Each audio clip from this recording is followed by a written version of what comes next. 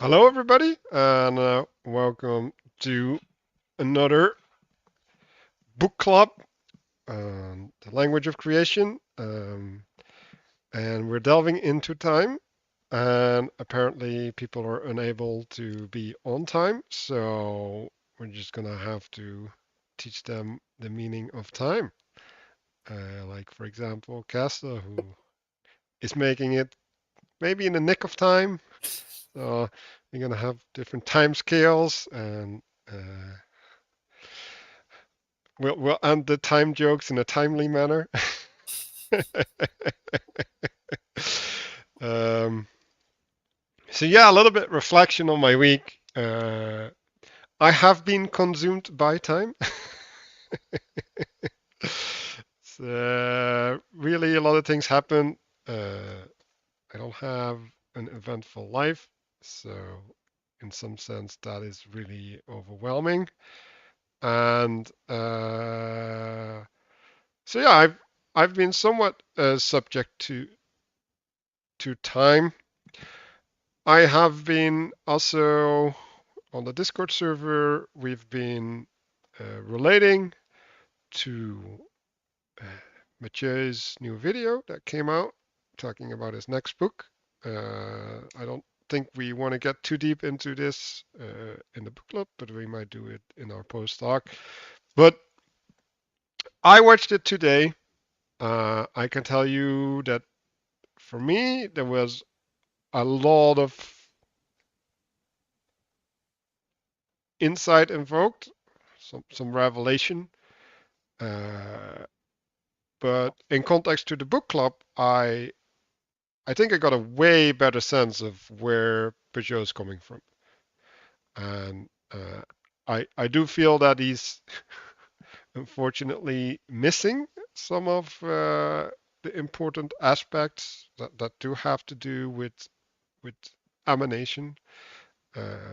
So he seems to be emerging from the Bible, like a true Protestant does with his sola scriptura, um, and the way that he described what he was doing is he wanted to figure out what the lock uh, is like that Jesus is the key for, right? So he's laying the groundwork. Um, so, or he's creating the space in which Jesus can take the throne. and and so I think that is maybe a good way to frame the book. Like, okay, like that is the purpose of the book, all right? Like, create the space.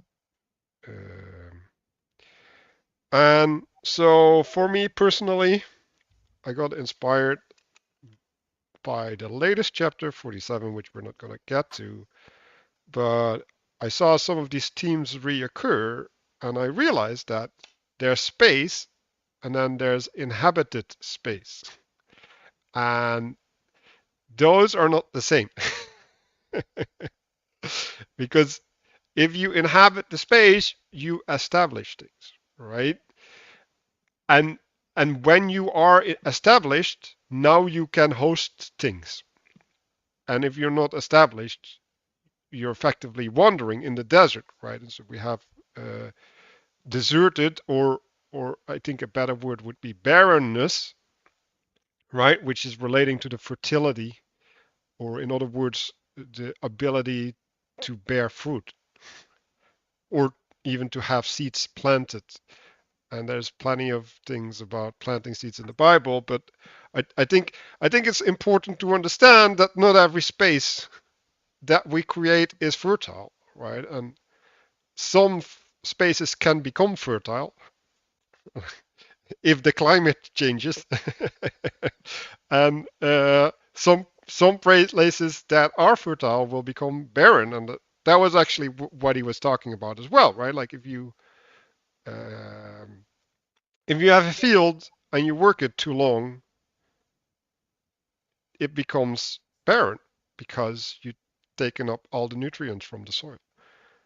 And then it needs renewal, right? So I think that actually that framing is the right way to look at the way that Pageau thinks about renewal, right? So there's an emptying of possibility or something.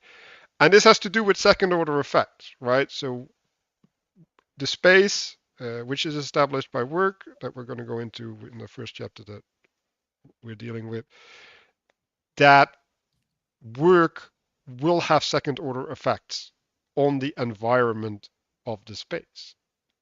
And so there's a higher level of sustainability that needs to be achieved in order to be able to maintain the space. And if we go to Genesis, right, the garden was provided by God.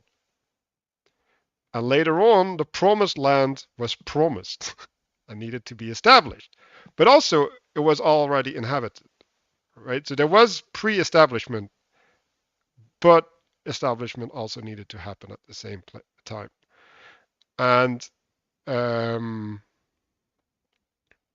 I think these frames are important, and so my intention is related to that. It's preconditions, right? So like what things need to be in place to talk about the other things, right? And then you could even talk about space with the question: is it really space if you're not having a place for the second order effects?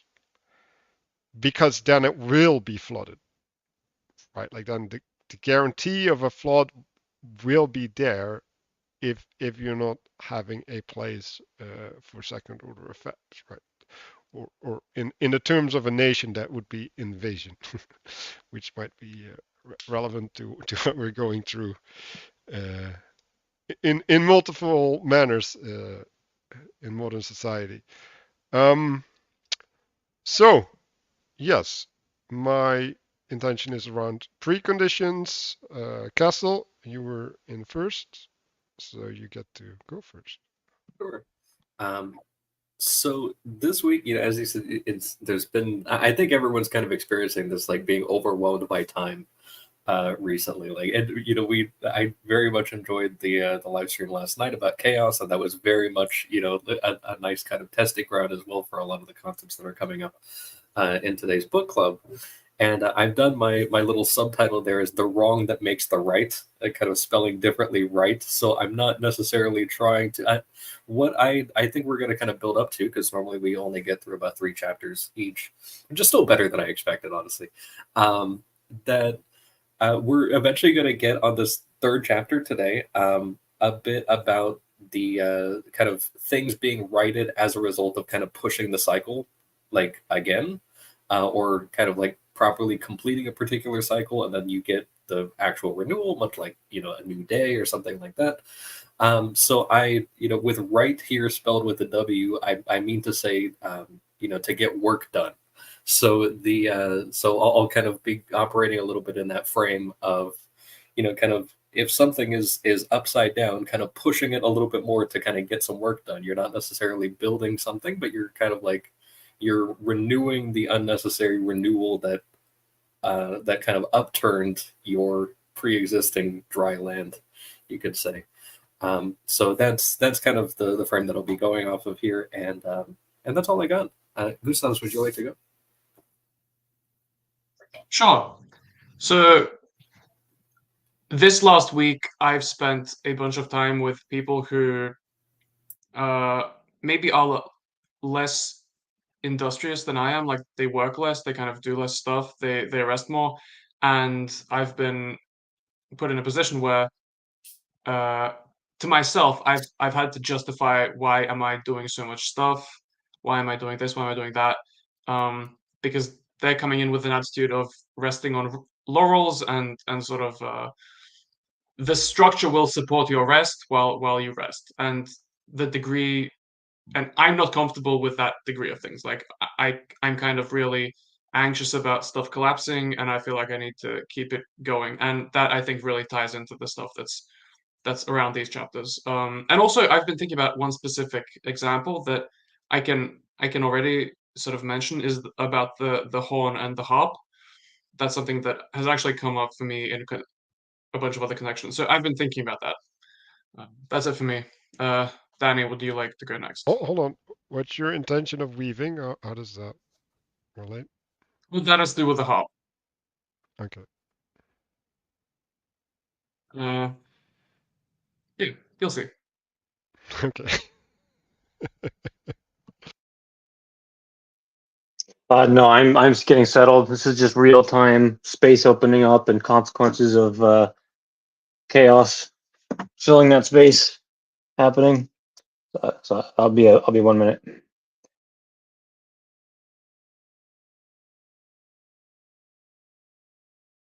Well, Mark, then it's up to you. I guess. Yeah, I mean, last night's long live stream was about this very topic in some sense, the chaos and I don't read ahead, so I didn't I didn't actually think about how all these things were coming together. Friday the 13th, a live stream on chaos, what we're covering in the book club. It's all very strange. Matthieu Pageau coming out with a new video, which I haven't had time to watch yet. So yeah, there's I mean, this section is to some extent about coming together. And a bunch of things are coming together. Now, some of them are quite chaotic, and you have to kind of be careful because chaos looks ordered because we're pattern finding machines. But hopefully, with the tools from this book in particular, you can tell the difference between, we'll say, good patterns and bad patterns, or lasting patterns and short-term patterns. Nothing wrong with short-term patterns that are good, but also, and I think that's more to your point, Gustav. Like when you resting is important because it gives you the ability to be anxious later if you want to look at it in a very cynical way. And yeah, I mean, there's just been a lot of rushing to Castle's point. I think I'm hearing this from a lot of different people that normally I wouldn't think to hear that from. So there is a lot of sped up time, which is one way to look at chaos. I mentioned last night on my live stream. Sped up time is definitely a way to see it, and that doesn't go anywhere, and that's part of chaos. Like it bubbles up. It's kind of like a meme, right? It bubbles up and it seems very exciting, and then you realize 2 years later you don't even know what that meme refers to, right? It looks good in the beginning, and it lands right back where it started. And this is about not letting that happen. These chapters in particular are part of more of this coming together and laying the groundwork so that you kind of get in little bits how not to get trapped in this cycle of chaos, or ending where you started, for example, etc. So that was sort of my reflection on on reading just before this, was how that's all kind of right there, and it's very strange, and I'm a little weirded out personally, but we'll plow through this today. Yeah, you have an intention? I mean, my intention is always just to point out some of these patterns and see where people are at. I know I usually say like, oh yeah, I'm here to to help correct where you're at. And the other side of that is also I get to see where everyone's at because I don't know, but it's helpful for me to see where other people are at. So yeah, it's not like I'm getting. And you get to nothing be freaked out. That too. Yeah. Well, and I get to be freaked out. Yeah, my intention is to freak out less, I guess. Daniel?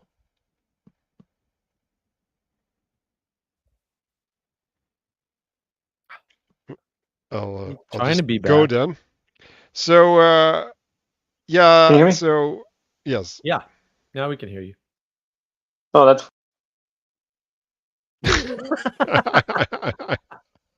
I wish I did that. That would have been cool. At least the world isn't chaotic or anything right now. I think he needed some time out, some rest. I guess he fixed his microphone and broke his entire connection instead. given the number of things that are broken, like just on my new TV alone, it's not surprising. So one of the words I have written down is establishment. So you have to be established in order for rest to have rest, or maybe peace is a better word, right? Like that's shalom, right? And because I think rest is in movement, while peace is in settlement, right? And to to go back to the idea that we've been talking about patience and tolerance, and I think, Gustav, maybe a good way to think about it is that some things are beyond your reach, beyond your control. So the proper response is to have patience until you're worthy or ready to engage them, or you're called to. That's a better word. And before that, you're just going to have to give those up. Now, the other side of that is tolerance, right? And so the distinction between patience and tolerance is that in tolerance, you're kind of looking away from the burden, and you're saying, well, I'll just carry it. Well, you're not. Well, no, I would argue you're not being responsible. You're deliberately shirking your responsibility and tolerance. Right, but the implication is that you will carry the consequences. Well, the implication is the consequences will unfold, and who knows who will carry them, which is worse. Right, because it could be that I don't carry the consequences, but Castle does, and now he's being unfairly. Right, like this is the argument against government. Like, oh, people shouldn't vote for war unless they send their sons and daughters into the war they voted for, sort of a thing. And it's right in a way and wrong in a way, right? But that responsibility needs to go somewhere. It doesn't have to go to the person being tolerant. Yes, but there's two responsibilities. One is in resolving, and the other one is taking the blame. So, but yeah, okay. Let's, or maybe it's guilt instead of responsibility. Maybe that's a better word. Daniel, do you want to go? Yeah, sorry about that earlier. So earlier this morning, as I was reading, I was observing that slowing down nearly always creates.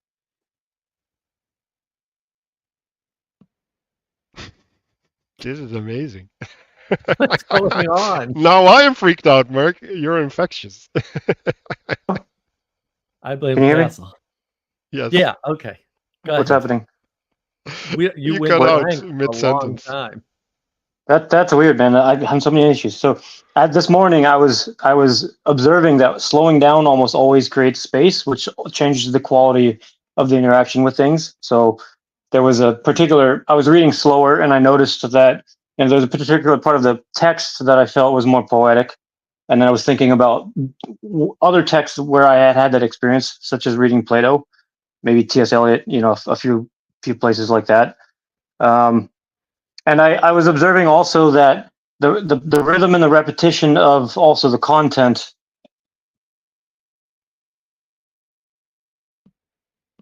This is also getting repetitive. It's so insightful, and then he just cuts out in the middle of a sentence. It's very cut out. What's the last thing you heard? Content. What's the last? So the repetition of the content, for example, the beginning of chapter 31, this verse is sort of functioning like a mantra at the group level, right? As the sort of the conversation of the same. So I'm sort of just kind of noticing that, the rhythms just, in various levels of the microcosm, in the individual experience of the quality of the text, in my own thought, and then also similar kind of rhythms in time playing out over. So anyway, as I was reading, I was primarily sort of meditating on this concept of divine revelation. And I was making those observations in connection to that. So that's just setting the stage of kind of where my mind was in the preparation. I suppose I'll just explore that as my intention. Right. So, we can go to the text, right? But we can state that when we're working, right, we're in a space, right, and then we can't see outside. So there's something that calls from the outside, and that's pretty close. So we have work tools versus musical instruments, and so the first association I had with the tools is that they inform, they express a form onto something, and the instruments loosen. So they what is bound gets loosened up. And what happens when you loosen? You create the space for other things to be embedded. And I think like a lot further integration is set into space, but I actually don't think that's true. I actually think the integration is the loosening of the boundaries and the expansion, right? And then space needs to be reestablished, right? And things need to be fitted in. But like if you rip the boundaries by taking drugs, for example, then you don't integrate, right? So the integration is happening with a controlled expanse of boundaries, right? And then the question is, what are you ready for, right? Like what is given to you to integrate, right? And in that sense, you have to attend uh, or make space for attention in order to loosen in the right direction, right? So that you can absorb the right thing. And I think that's also what revelation is, right? Like revelation is getting awareness around the absorption that you're doing. But Pageau goes into that on his video, and it's on Mark's Discord server in important videos, so everybody can watch it there. So if we go to the graphs, yeah, so the recreation is embedding things, right? Like it's putting things in a bed, and then the workingness is working on the beddedness, right? It's laying down the straw and the place to sleep, to rest, Gustav. So so the beddedness is happening within a frame. It's building to manifest something, and the recreation is relating to the frame, uh, or the frame that you're in, to the outside, and to that which sustains and contains us. Right. So that's two aspects there.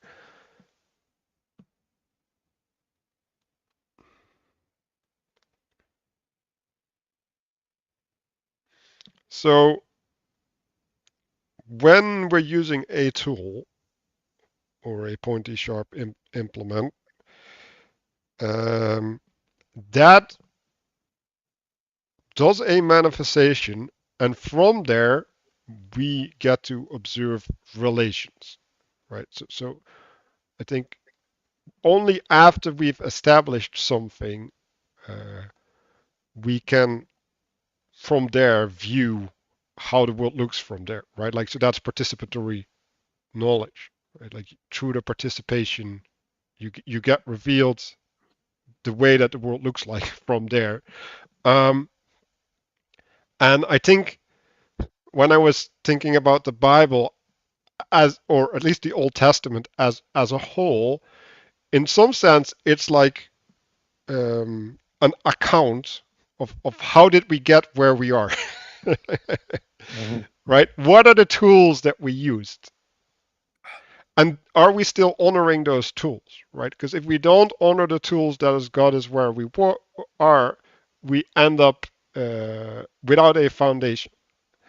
And then we go astray, right? And when Matthieu Pageau talks about finding finding the lock for which the key is, like, what is the foundation, right? Like, what is that which is locked in creation?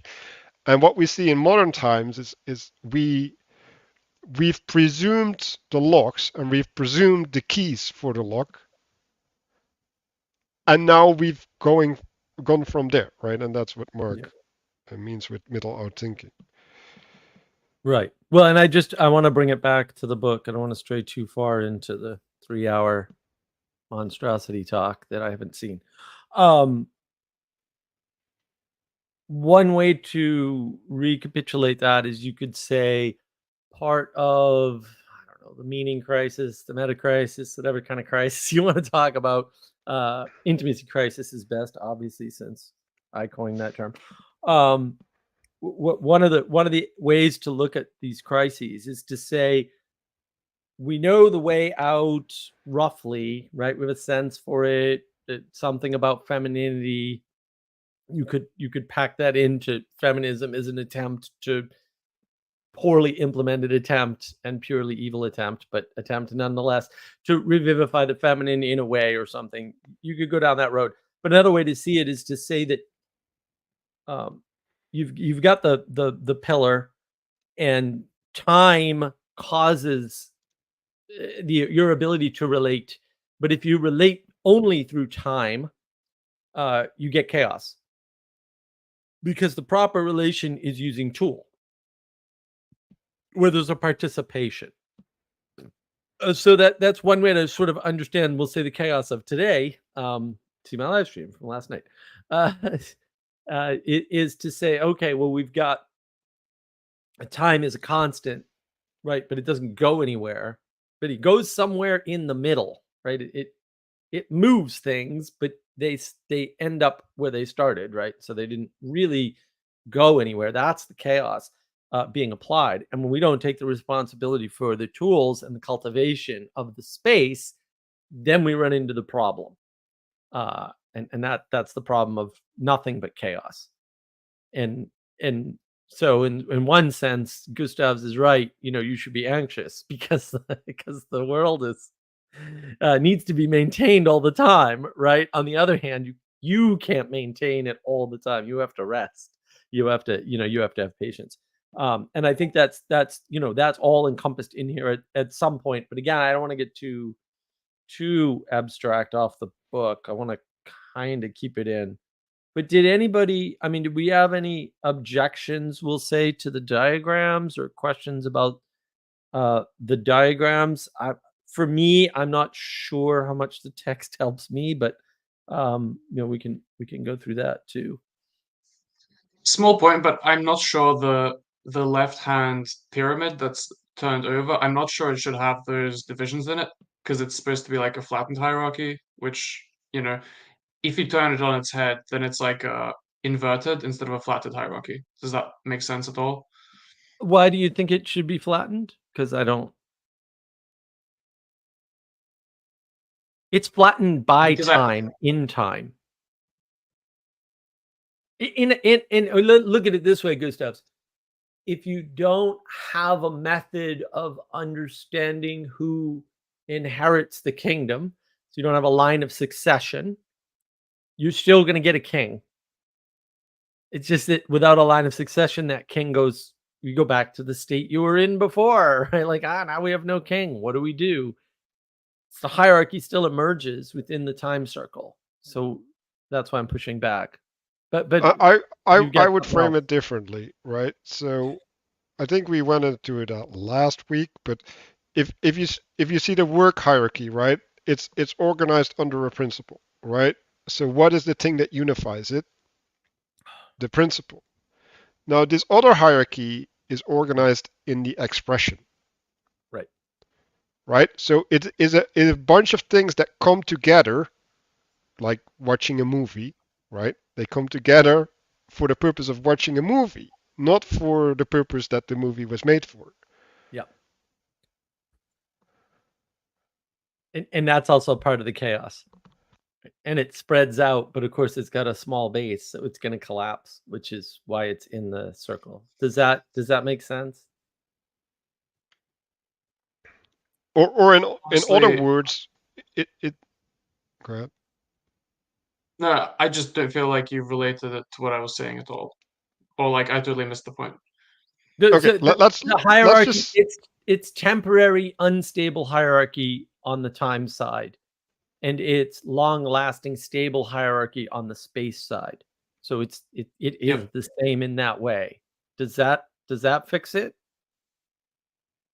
Well, the way I view it is that the positive, that the time axis is defined as the negative of the space axis within order to some extent, and the space axis, the hierarchy is a property of the space axis, and then of the domain of time, it's defined not by the opposite of that, but by the lack of it, Yeah, but the lack of the hierarchy. let's phrase it this way, right? Like if we have a monastery, right, and we all go eat at a certain time, right, and now we lose our housing, right?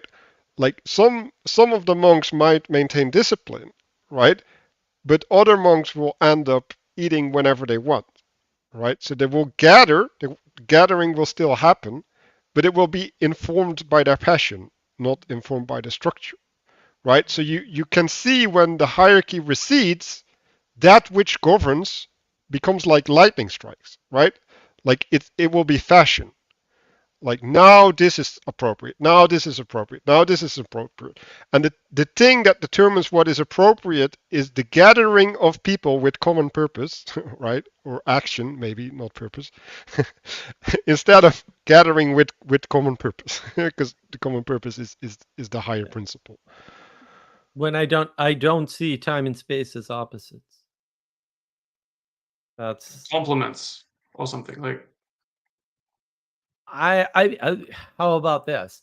How about you can take a perspective of space or you can take a perspective of time, but they're both present universally. Yeah, sure. Yeah, Okay, but then they're not opposites. And if you put hierarchy in them, that's the correct representation.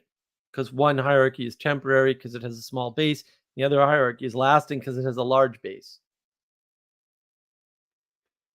I would just say that they're perpendicular, orthogonal, and they work in with each other.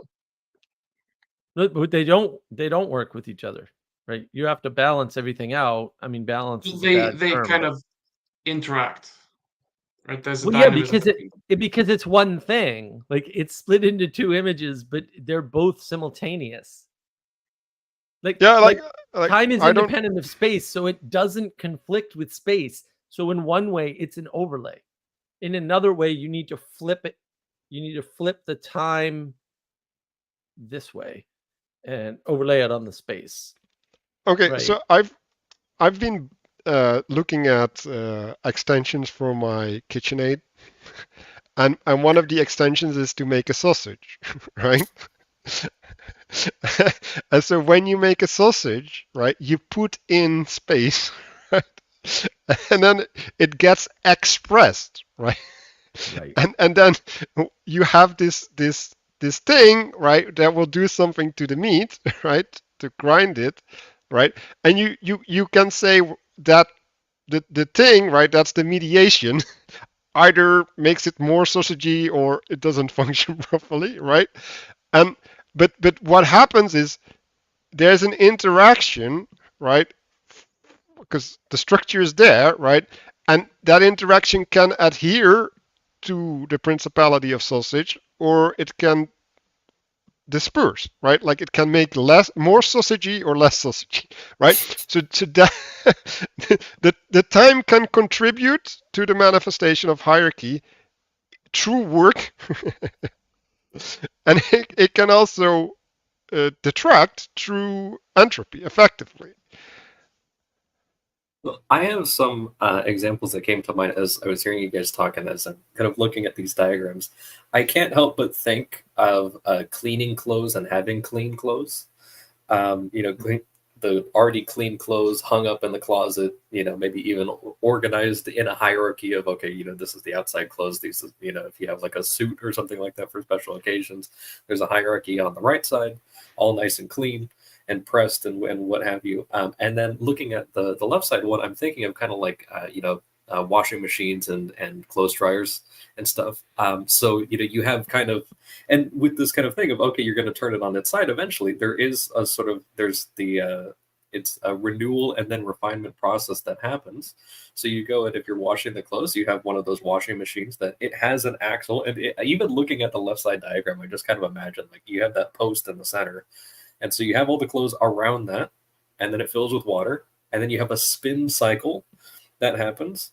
And then after all the water kind of comes out, then you take it and you imagine like those dryers that have the big like window doors that you can actually see it. And you now have it in horizontally, and then it spins again, and all the colors of everything also kind of get flattened, like it just kind of turns into a blur while it's in there. And but meanwhile, like you're getting these wrongs that are making the right, as you start from kind of like the bottom, and then now it's kind of horizontal, and then you have the dried clothes which you take out, and you can leave that like you could stop there and it would still be kind of chaotic, like you just have a pile of clean clothes that you move from the bed to a chair or something like that. I have no experience with that, of course, but but then you go and you fold all these things and you put them in their proper place in their hierarchy, even a set of drawers that are tiered, and then you have your proper dry hierarchy. And if you miss the steps, like they could be kind of catastrophic. But yeah, I saw that kind of looking at these like drying them and ironing them. You mean those? Yeah. You mentioned, so I don't know if there's time for me to tell a joke here. You thought about you mentioned the monastery and kind of like the people eat, and then there's they all eat at the same time, and a lot of times like if you don't show up at mealtime, then you just don't eat. Like that's just kind of how it is. And a lot of times like people fast and like they're used to that and everything like that. But it reminds me of a joke I heard a priest say one time. So there's a convent, and so you have a whole bunch of nuns in this convent, and the Mother Superior finds out from the lady who runs the kitchen that food is starting to go missing, that she's keeping track of all the food that she's cooking. She's stashing the stuff in the fridge, leftovers for tomorrow and all these things. And it seems like food is going missing, and not during meal times. So she's saying, I think someone's stealing out of the fridge. And some other superior says, oh, no, that can't be happening, but it happens for like a couple of days. And she's like, Mother Superior, you got to like look into this. And she says, okay, there's a little gap behind the fridge, and I'm just going to set up a chair there, and I'm just going to wait there at night. I'll do my night prayers and everything like that, and I'll just wait behind the fridge, and I'll see, if anybody shows up. So she waits until it's about like midnight or 1 a.m. And then she hears a little bit of rustling kind of coming in, a little footsteps, and the fridge opens. She looks through the little crack in the door as it's open and sees that it's the oldest and most pious of all of the nuns. And she's in there munching down like no tomorrow and stuffing her pockets for later. And she goes, and the Mother Superior bursts out and says, oh, you are the one who's been stealing the food. And the nun says, who's that? And thinking on her feet, the Mother Superior says, this is Satan, and you've been doing my works. And the nun says, oh, thank God, I thought you were Mother Superior. Yeah. That was good. I like that. Also, to the point of the lightning strike, Yeah. Like, yeah. Good exemplification of patience and time and space and the disappearance thereof. Yeah. I'm sure some of what was being stolen out of the fridge were Manuel's yummy sausages. Yeah. Now I'm gonna have to get this thing. Else I look like a hypocrite. So going back to tools to make sausages or other things, right? They're talking about a focusing of power, right? So it's on the next page. Why don't we get to it? It's on this page. So to distribute it to distribute to a point. Well, and then we can go to the next page. So the association that I had is like the tool is a means of mediating that power, right? So it's transforming it or it's leveraging it, right? So it's increasing it through certain means. And when we look at the top, what is it? Graph, picture, whatever. It's like a description of pressure. Like this is the chemical pressure, right? The amount of particles hitting something, right? Like the more hits there are, the higher the pressure. Obviously, the intensity of the hit is also important, right? And that means that there's at least the sense of a bigger mass, right, pushing into you. So that's maybe a good way to think about this graph.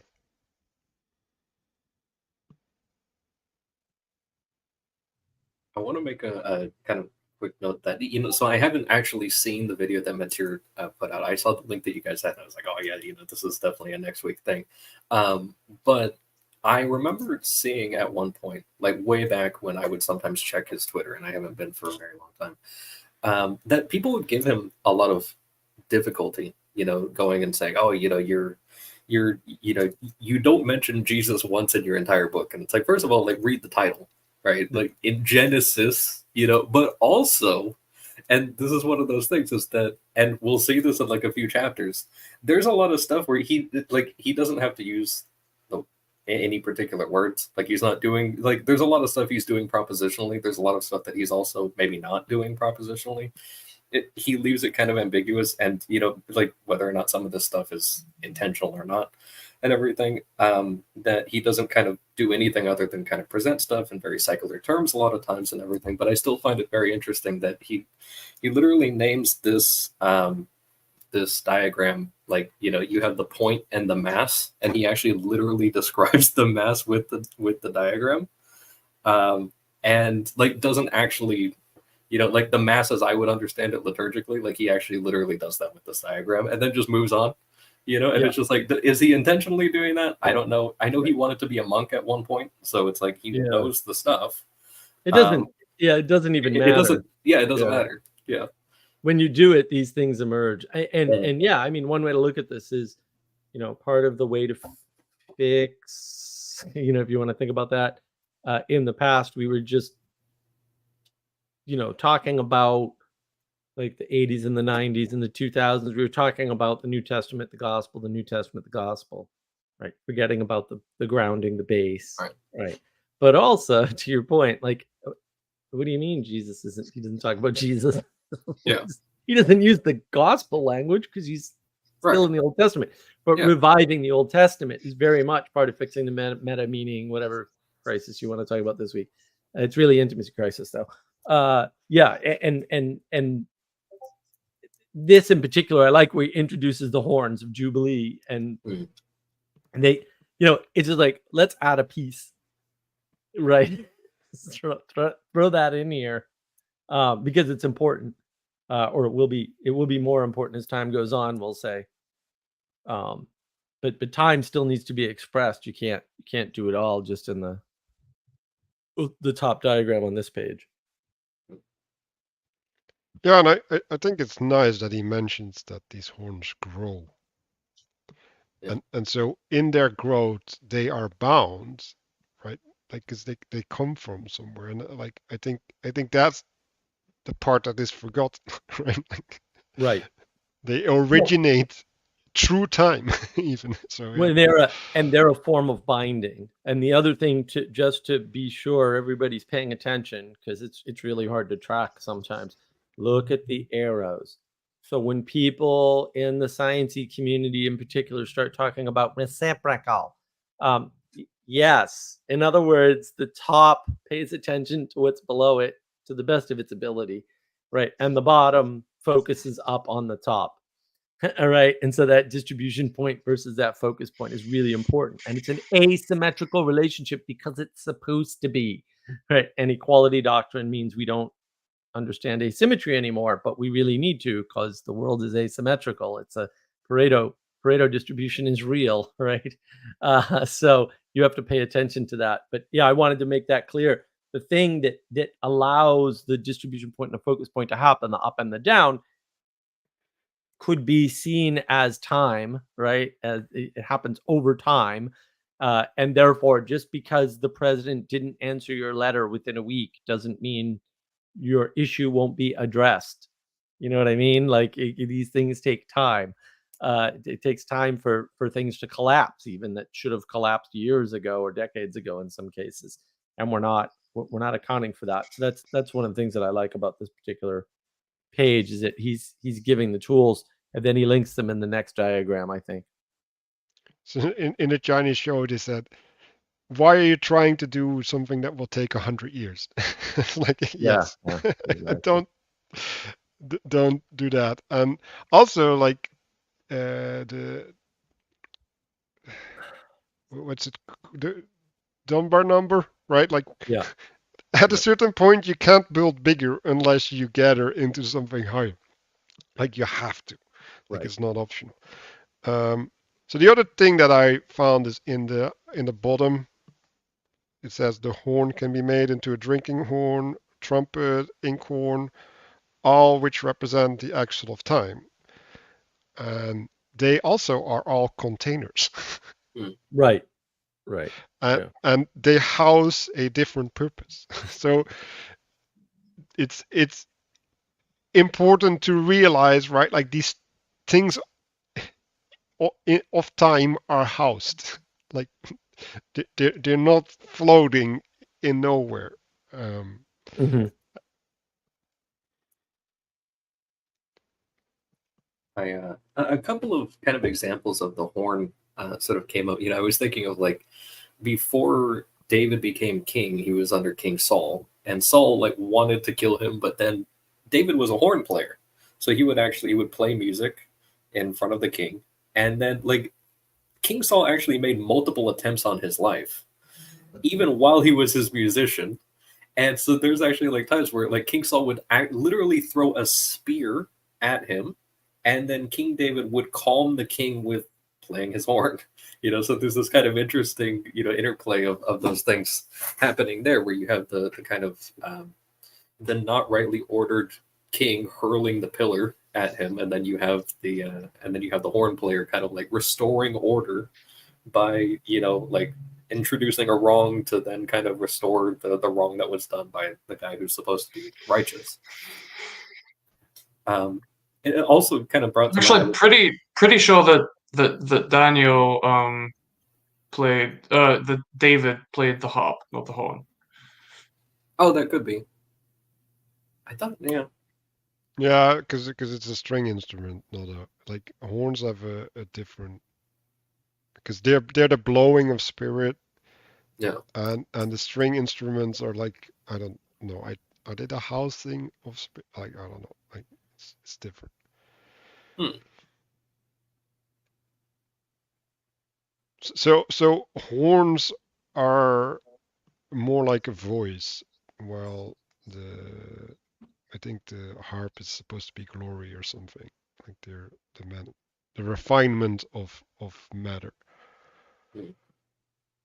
I did a bunch of thinking about this, and I drew together a bunch of stuff about the horn and the harp. So, one way, so they really are complementary in many ways. So that, for example, the horn is something like it's really masculine in the sense that it's sort of like this point in space which like goes outward. It's very pointy. Like it focuses attention towards it, right? It splits time. Like it splits time into the before and after. Like that's really a big deal about horns. Whereas the harp is a lot more diffuse. It's the complement to a point. It's like it fills up space. It's ambient. It does all that sort of stuff. And also, like the horn is obviously to do with war and fighting and things like that. You have like the weapons. You have the horns of the animals. It has to do with fighting. I was reading Alarm. this book. It's called Divine Craftsmanship by Jean Hanny. It's Hanny. I don't know. He's French. Um, Really cool book about symbolism of different kinds of work. And in that book, he links together the harp with weaving because it's similar. You have the frame of the loom, and then he links it together with the abacus as well, right? So it's like there's these examples of these square or rectangular frames that have this axis on them and like multiple strings, and that all of those things have to do with emergence. Well, not exactly emergence. It's like a controlled emergence because whereas a horn is you have this basically single note, right? It's very tyrannical, kind of. I don't know, but the harp is like you're bringing together lots of different notes, and kind of the abacus has to do with work and things like that. But the weaving is really interesting. The weaving is really feminine because what you have in weaving is that you have this vertical axis. I think that's the warp. You have two axes. You have the warp and the weft. And so what happens when you weave is that you take this one axis and you add on the other axis. So you're sort of filling space with time, or filling time with space. Like you're bringing them together in a way, like they're perpendicular. And when brought together in the right way, you get a really nice pattern that emerges out of it. And the interesting thing about that is this has to do with the Pageau conversation. I guess me and Manuel are the only ones who watched it, but in it he talks about how feminists and that the feminine perspective in general says sort of down with the patriarchy and the flattening of the hierarchy and all these sorts of things. So in weaving, you have a singular hierarchy, like a singular vertical direction that you start with, and then you add on the other one. And so what happens in the end is that you take these two directions and you sort of relativize them. The one that was vertical, the primary one, like the meaning of primary and secondary kind of disappears at the end, and you're left with this entangled, like woven thing together.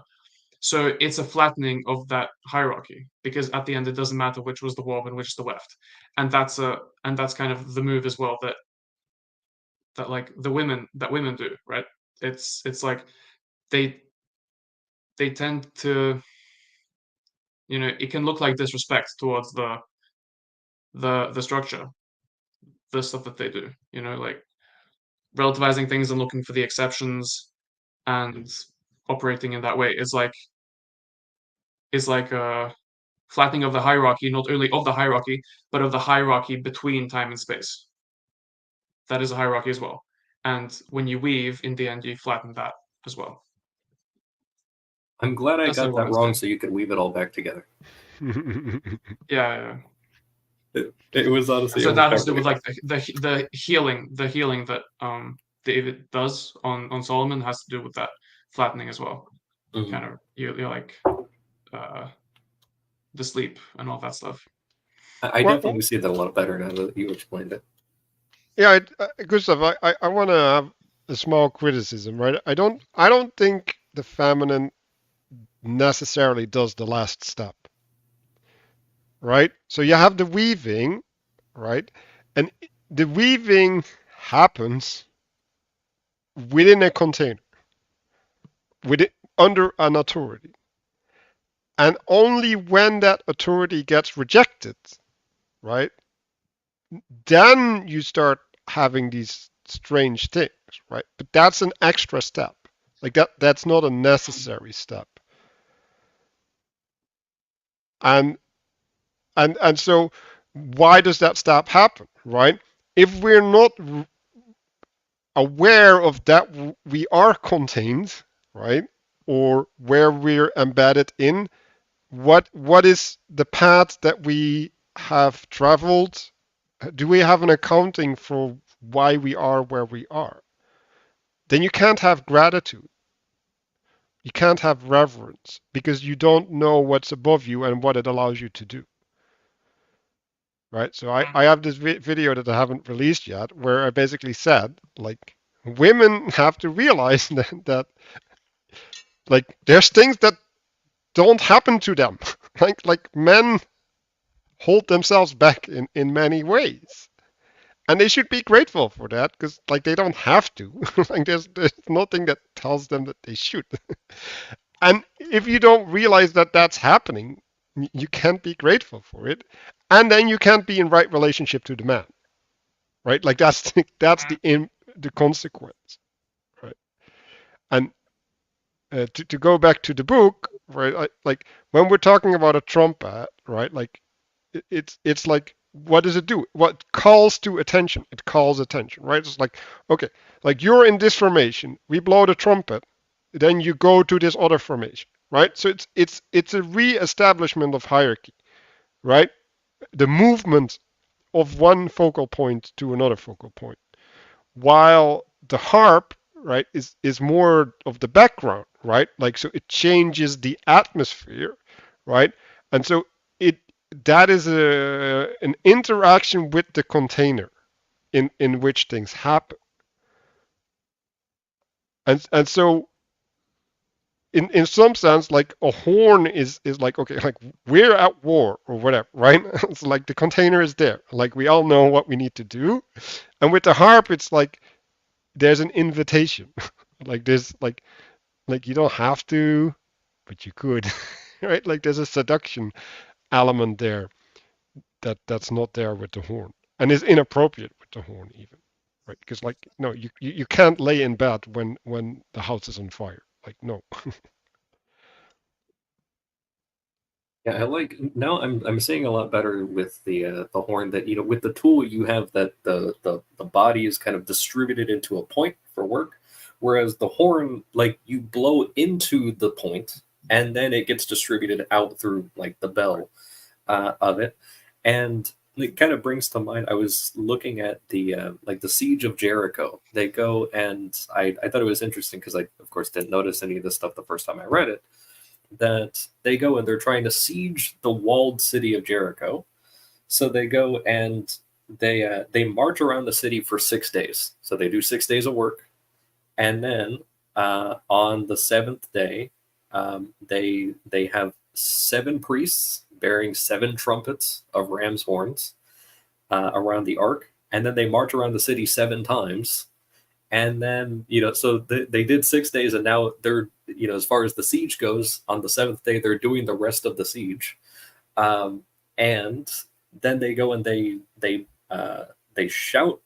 Is it they blow the trumpet, and then the people shout, and then the wall falls down flat. So it's just kind of like they do the full cycle around the place, and then they do, instead of distributing everything into a point, they're now doing the exact reverse.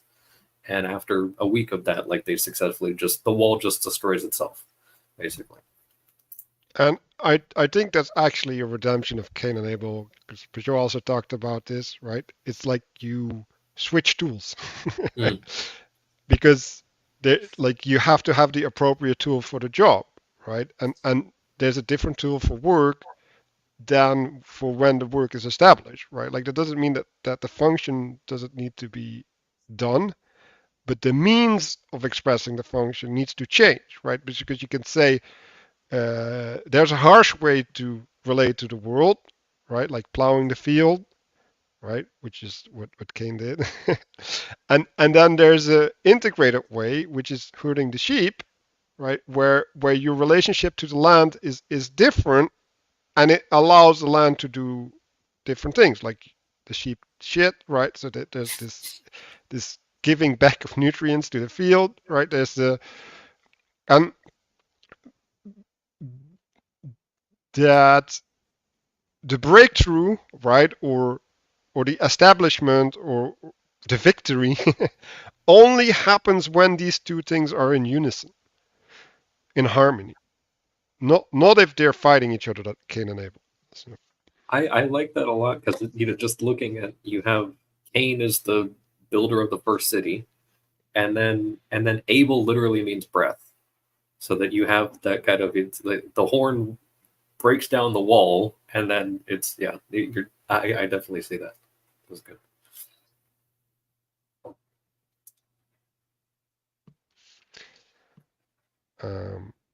yeah, I'm complete with this. Is everybody? I think Okay, I just noticed that the like that the axis of the other axis, like the time axis or whatever, like it does. I just thought of like a bunch of examples where it's horizontal, like towards Earth, whereas like the pillar is vertical. Like it seems pretty obvious, but I never thought about it. Like when you blow the horn, it's horizontal, and when you have like a wheel on a cart, it's horizontal. It's like a horizontal axis. Like for a clock, it's also a horizontal axis. Yeah.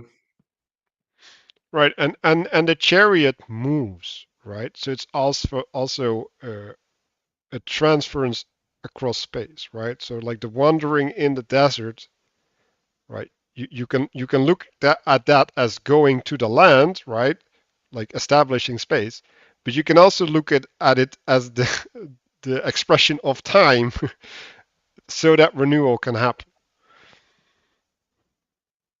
Also, the axis of the sun is like horizontal because it's horizontal, like flat on the earth. It like goes up and down and around, kind of. Yeah, when you take the perspective of the axle, when you introduce the axle into it, you flatten the object down to two-dimensional space or a plane. And one of the struggles, RJ, talked about this quite a bit. One of the struggles is people don't realize sometimes these diagrams are looking side on and sometimes they're looking top down, and right. And Oh yeah, that's a great point.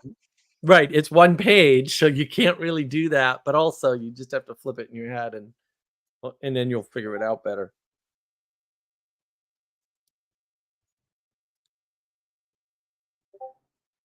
Okay, next.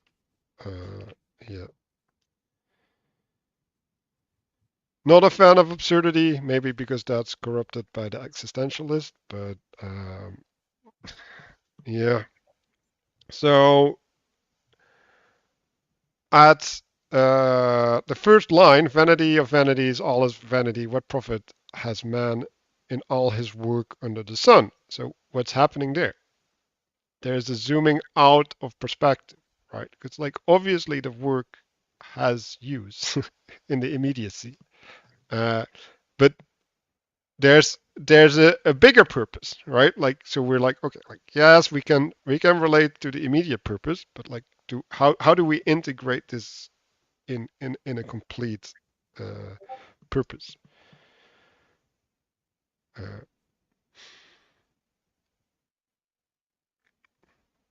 Yeah, I really like this question. I did an in-depth look at Ecclesiastes last year, and I thought this was a great question because I tried to like let go of a lot of my assumptions about the text. So when it says that what profit has man in all his work under the sun, I don't jump to the conclusion that it's just a rhetorical question and the answer is nothing. Right? Like maybe there's some other answer and it's like a trick question, like what you idiot, well you have you no idea what profit man has. Like maybe I'm that idiot, but Well, but Gustav's, it's I an mean, open there's a more important way to look at this, right? All his work under the sun. So that's the horizontal way of looking at the world. But what it's pointing at is it's pointing up by exemplifying there is a sun, right? And saying, it's in some sense it's asking via negativa, right? It's saying pay attention to what your profit is, right? Because it's not under the sun. It's actually higher. Right. You can get cynical about it, or you can get, overly rational about it, but actually it's pointing up. It's just doing it in a clever way, we'll say. And that's part of, just to redeem the concept of absurdity back from the existentialists, all of whom are just terrible. Don't read any of them. That's absurdity, right? So that's pointing without pointing, right? Or pointing indirectly or something. That's what it is. It's absurd, but it's also required because you can't, like, what are you going to do? I mean, your man, if you look up at the sun, you're going to blind yourself. But indirectly, you have to keep in mind, in this case, I would say you have to keep in mind the telos, right? Because it's really what he's asking is what's the telos of the work you're doing, right? Because you can work and have it come to naught, or you can work and have it build a city.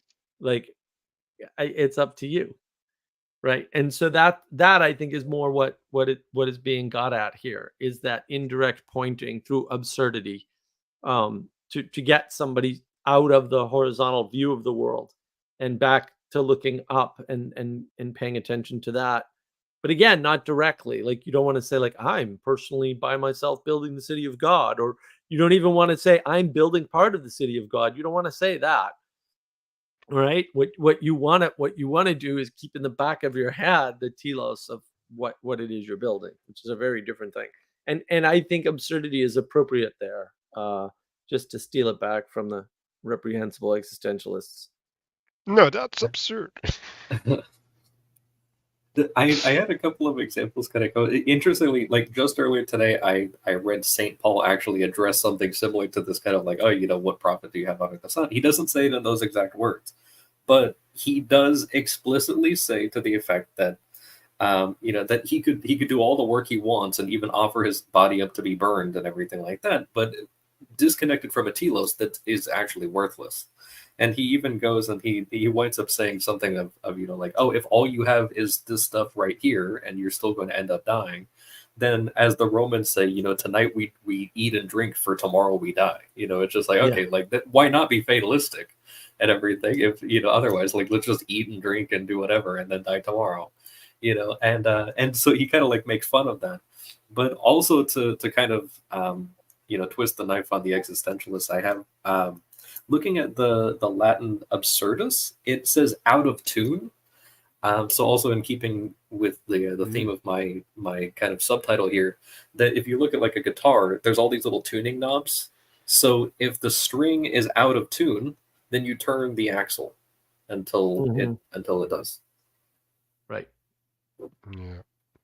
So like I want to say, like, the problem of your work, like even if you're building a city, like the city can't exist without a nation, and like the nation can exist without the nations around it, right? So it's a fractal problem, and at a certain point things exceed your dominion, and you have to relate to the outside, and the outside is not going to agree with you, right? So you need a different solution if you want to have something eternal, right? Like it's something that's not vanity, right? Because like they worked on the temple, and the temple still got destroyed, right? So their instantiation still didn't hold, right? And that's, I think, what Pageau is talking about when he's talking about bringing things to their absolute limit.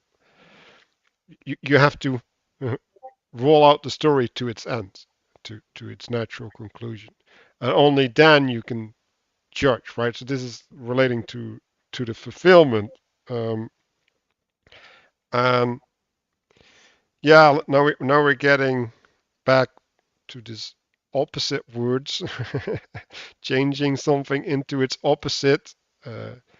I I would argue, right? Like, since we're talking in terms of telos, I think negation would be a better word, because negation is not the opposite of something; it's the absence of something, right? Especially if we're talking about structure. Wait, yeah, but I think his point is then it's not a transformation. And I think, again, the reason why he's doing this is he's saying effectively that not all change is transformation. That's true, right? Most change is chaos, which is why we're looking around, not understanding the world. And then the purpose in that is to say you're changing something into its, you know, quote, opposite. And I mean, we both agree about that. That word is just difficult to, because But if we're talking about transformation, we're talking about transcendence, right? If we're having the healthy version. Well, but he's not talking about that here. Like, he's not talking about the going up. He's talking about transformation. Just transformation may be part of transcendence, but it's not the same thing. But again, it's not just changing one thing into something different, as he says in the text, right? Because that's chaos, right? That's how he's avoiding the emergence is good problem that we always talk about, right? And so the definition must be brought to its limit. In other words, right, changing something into something else, but more completely changing something into its opposite, right? And then that squares the circle of time, right? So there's lots of things in the middle as part of that transformation, which are not transformation yet. because you don't have the end state. Well, the problem is, right? Like if you have a cycle, right? I think you need to have 4 points, right? Like the top, the going down, Yeah, down, the going up. sure. Because I don't think you can have less than 4 points. Right. No, that's correct. He went over that in an earlier chapter with the circle. There's Okay, four points. but then there's not opposites, because then there's It's then you actually have the a next cross. page. Okay. Yeah. The diagram is on the next page.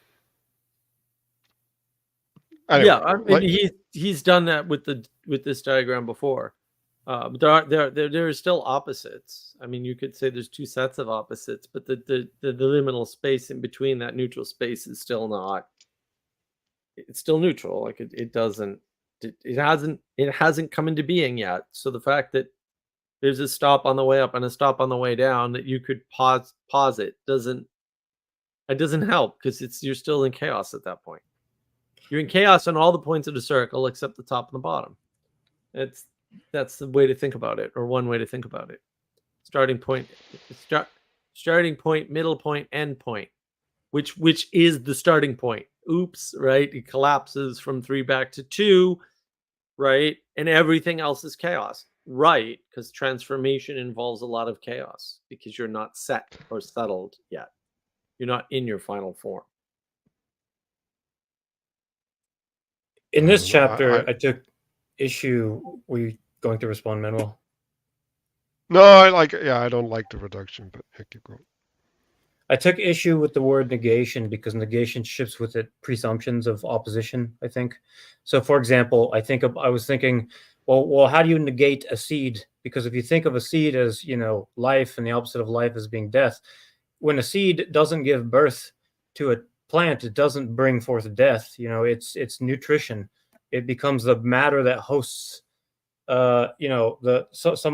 something else. So when you think about the seed in more, you could think about it in different places in the macrocosm or in the microcosm. If you think about it as though the force of time is being applied, or the force of space is being applied, and the function of the seed's transforming in certain ways, it seems to do away with the idea that you can negate something as though a thing only has an opposite. Does that make sense? But the things don't only have their opposite. Like, this is where Manuel and I struggle with this. Like, we don't live in a binary world. There aren't only opposites. You don't live in that world. You'll never live in that world. That world doesn't exist. And so if something's supposed to happen, anytime it doesn't happen, it's a negation. It's not equal. It's asymmetrical, which is correct. For any reason the seed doesn't sprout, it's been negated as a seed. It could be a dozen reasons, right? But there's only one combination of reasons why it will sprout. And that's a lot of combinations. And people don't realize that's the trick people play. They go, oh, the seed has all the information needed to grow into a tree. That's a lie, and it's wrong, and I can prove it, and it takes 10 seconds. Right? You put a seed in space. What happens? Yeah, you don't get a tree, buddy. Why is that? Oh, because there's information when you're on Earth that doesn't exist when you're in low gravity. Oh, and by the way, you have to bring the right atmosphere with you. And oh, you're gonna bring all the nutrients from the soil, right? It's like, oh, well, the soil's not in the seed, the gravity's not in the seed, the location of the sun is obviously not in the seed, right? Like, and yeah, you could argue, oh, there's ways around that, sure, but all those ways are things that aren't in the seed, right? They're being brought to bear. And so you can see the way which there's a bunch of information that's not contained in the seed that the seed needs to sprout. And if any one of those pieces of information is missing, that's a negation of the seed. And that could be half a dozen different things, but it's still a negation of the seed because the seed doesn't sprout. So, and I mean, your argument's fine, Danny, but also you're going to have to tell me what the negation would be if it's not that.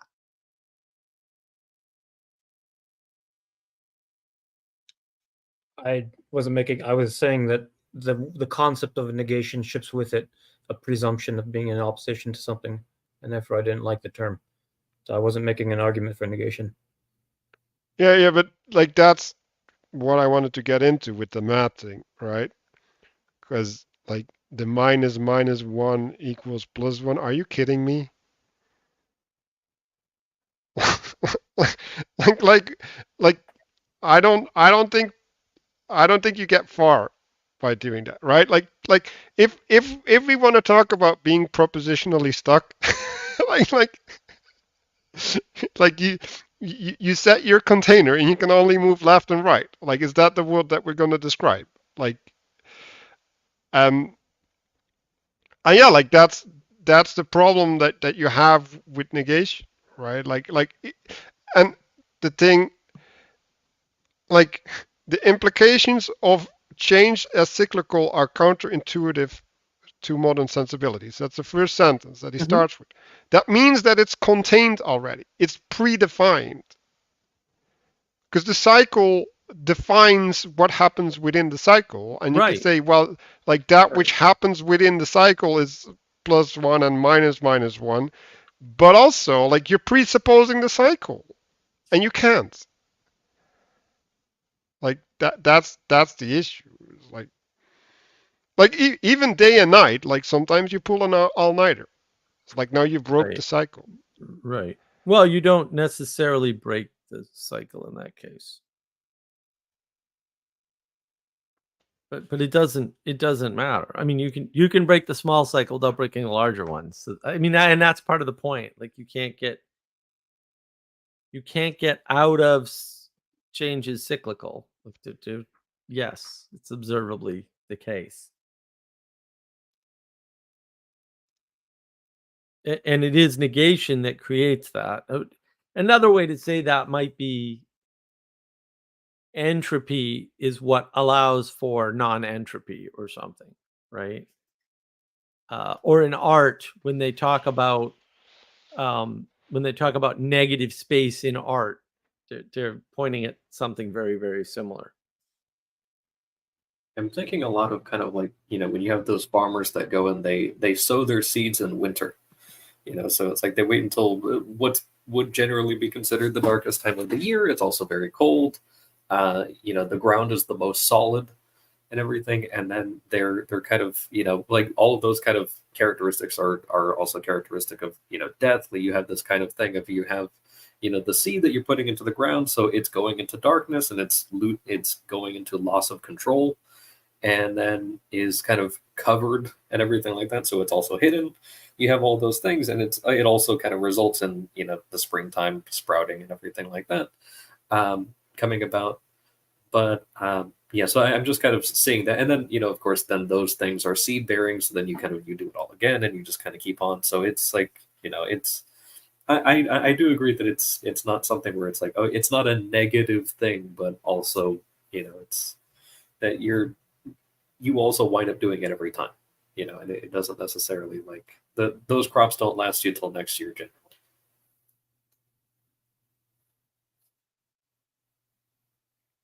Right. So another thing I wanted to remark on this page is that they're talking about vanity.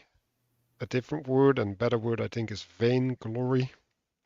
Right. So the glory that is being had is not pointed towards God. Effectively, it's pointing towards, well, yourself in some sense.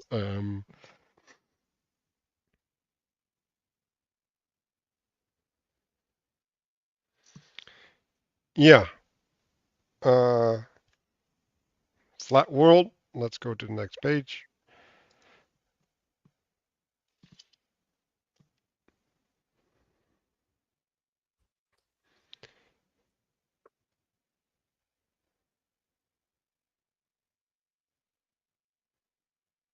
And thinking of the vainglory thing, I'm thinking again of kind of like the usurpation narrative of Noah thing, where you're seeing, Ham is going and he's trying to attribute, because glory and honor are kind of associated with weight, and so he's trying to attribute weight to himself by trying to usurp his father's throne that isn't rightfully his, and then he actually winds up losing weight, like the weight of his son Canaan, and that entire lineage is basically lost. Plus also there's this kind of like servitude element and everything, so he winds up that by attempting to kind of take that vainglory or being vainglorious, because he even brags about it, at that point, and like, that it winds up resulting in kind of the negation of what he was trying to do in the first place.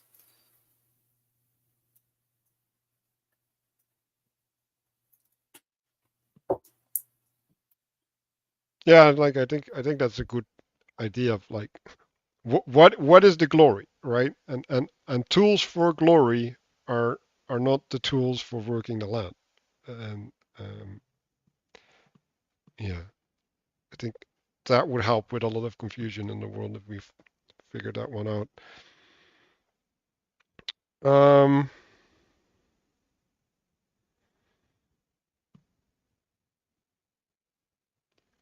I also had a reference to Noah here on the whole tree, the cosmic tree thing.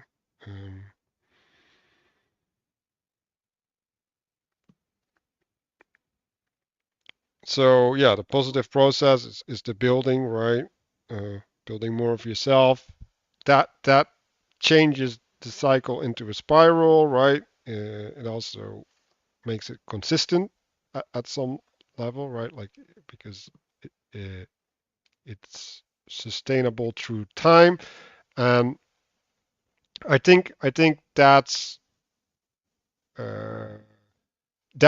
we talked about the covenant that was made with Noah, and I think that's maybe what I'm talking about, right? So if you build upon a principle, right? If you build your civilization upon a principle that's unwavering, right? A covenant that is true with God, only then you can open up the space in which the next stages can occur. Um,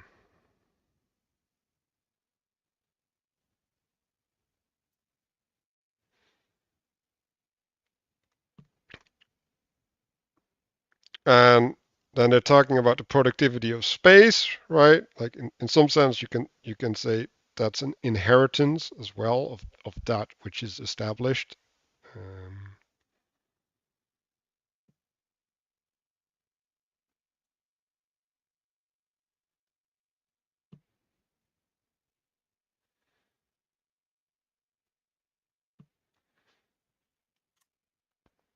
Something I particularly liked on the next page was, I love the little like notes at the bottom of the page, but this was something that came up in conversation yesterday, the whole like binary of zeros and ones. That, I mean, just looking at it in terms of like a diagram, that you have the pillar and then you have the cycle, and then he even also goes and takes you have the plus as space, and then the minus is kind of like horizontal axle, and kind of approaching math. If I were to ever change my mind on math and actually do that, I could see that you could start kind of approaching it maybe with insofar as you could have intimacy with math. You could probably have that a little better. Not that I'll try.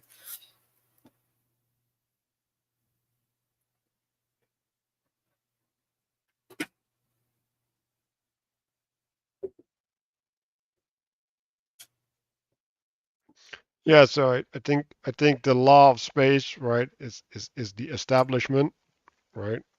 It's in two directions, right? You get more lands, but you also build bigger cities, right? So there's two directions to grow, and the negative is the detraction, right? So like you have to do upkeep, but you also have to protect your lands, right? So if you extend beyond that which you can sustain, right, or beyond stability, then it will be taken from you.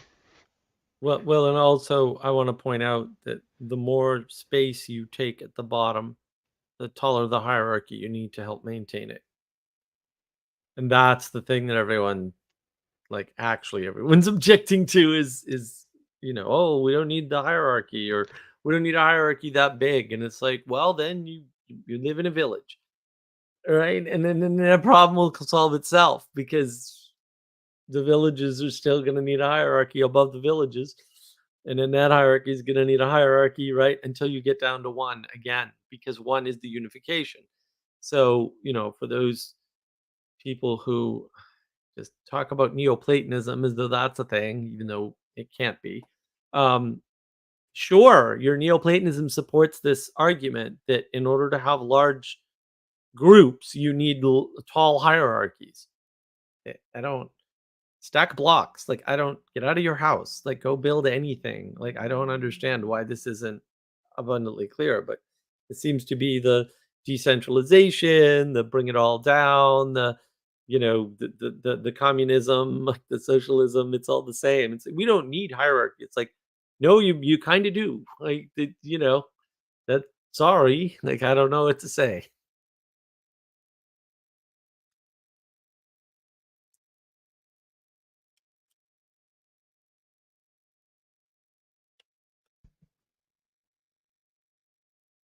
Yeah, so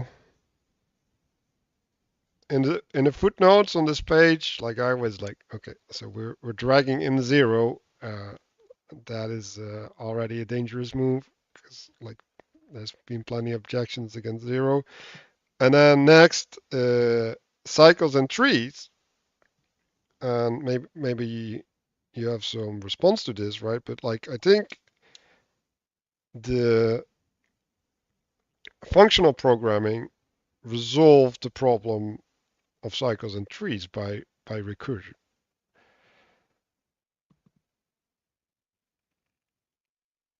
At least Well, I mean, recursion's a key part of all programming, right? Like programming is yes, variable but recursion. It doesn't matter what style of programming you're doing. yes, but let's just say it this way: the inheriting data slot was contained in its parent, and so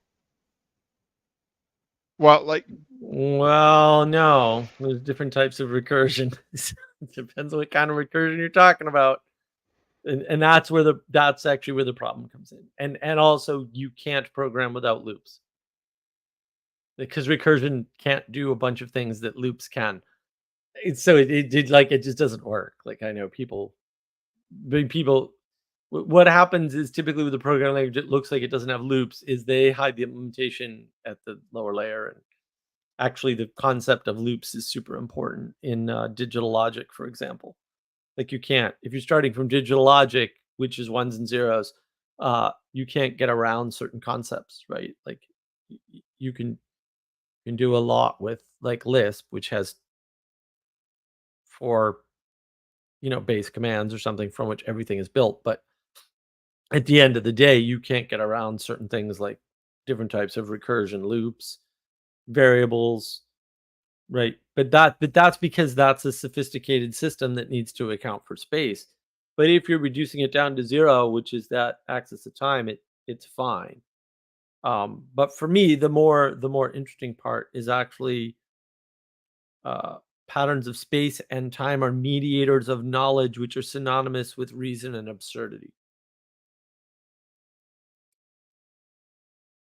Like that, I think, is a really significant statement that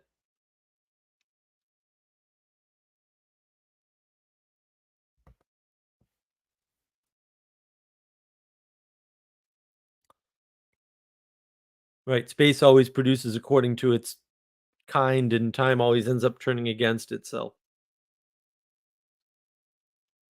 Right, or time brings the spatial patterns back into absurdity. Space allows time to have a coherency that we can understand or something. Yeah, I still don't get it. Like, is day and night, is that absurd? Because like I don't understand. Yeah, it is. That's the movie Groundhog Day.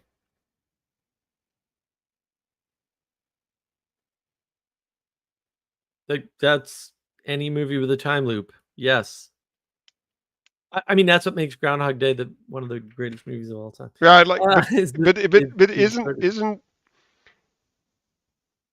isn't the absurdity in something else than day and night? Like day and night seems to be that which contains. No, the absurdity is that you end where you started. That's what he's talking about. And the thing that separates that is space, not time, actually.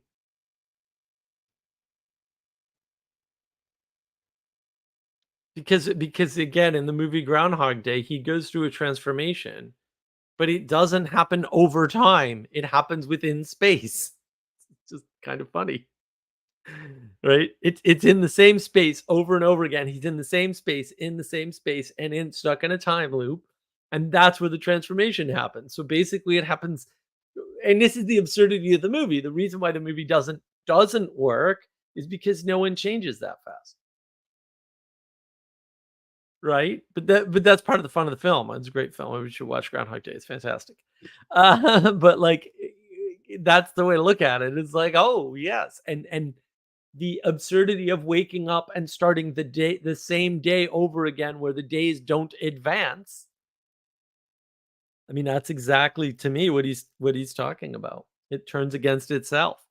You get all the way to the end of the day, and then you wake up at the beginning of the day you just ended. It turns against itself. That's absurd. Well, It doesn't yeah, well, result in anything. I would actually take a completely different perspective on that, because I would say that the reenactment of the day is removing the absurd behavior and reducing There's it no back absurd to the behavior. relevant. There's no absurd behavior in the movie, though. No, like he's The probably absurdity- full of vanity, right? Like, No, the absurdity is created by the time loop. That's what I'm saying. Like, yes, the absurdity is created by time turning against itself. That's what creates absurdity. It's not the only absurd thing in the movie, but that's what creates the absurdity in the movie, is time not advancing past a certain loop. Right? Time advances and then resets, advances and then resets. That's absurd. That doesn't happen, thank goodness. Right? And then all of his transformation happens in zero time, effectively. Because Right. his character is uptight right in the beginning of the movie. Like that's a way that a person could describe him. That he was kind of like this excess of, he's angry all the time, and stuff has to be this way, and I need to be on time. He's in a hurry. Yeah, and then. but that is absurd, by the way. But keep going. Well, No, it's so not. It's typical for people. Like that's not absurd.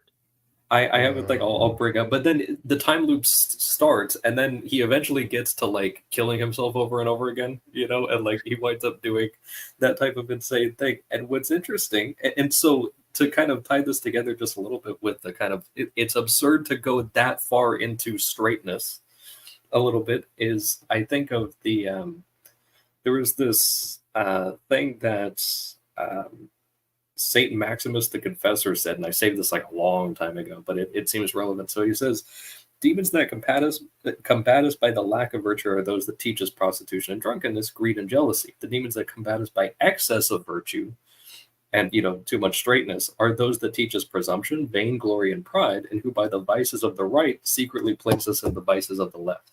So you wind up, you go too straight and you become brittle and then break down. Well, I want to address this comment, Shovas. There's lots of absurd stuff in that movie. He goes crazy in the time loop. Hey, if you take the time loop out, any of the scenes within the day are not absurd anymore. The absurdity is created by the time loop. Another way to say he goes crazy is to say that he experiments with the limits or boundaries or extremes of the situation he found himself in a safe way because of the absurd time loop. And so, yes, the main absurdity of the time loop creates other absurdities. That, of course, it would.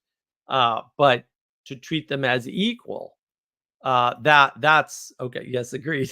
Sure. But to treat them as equal is actually a flattening, right? Equality doctrine. No, there's a main driver for the absurdity from which all the absurdities either manifest or become, obvious. Because you can have multiple absurdities. That's not the issue. The issue is, can you see them? Are they absurdities? Because absurdities exist within a context. Like killing yourself is not absurd if your intent is to be dead the next day. It's absurd if you know you're stuck in a time loop. What the hell are you doing? Right? So, and that's what I'm pointing at. I'm saying, no. This turning against itself, right? Because all the development he does in the day goes away.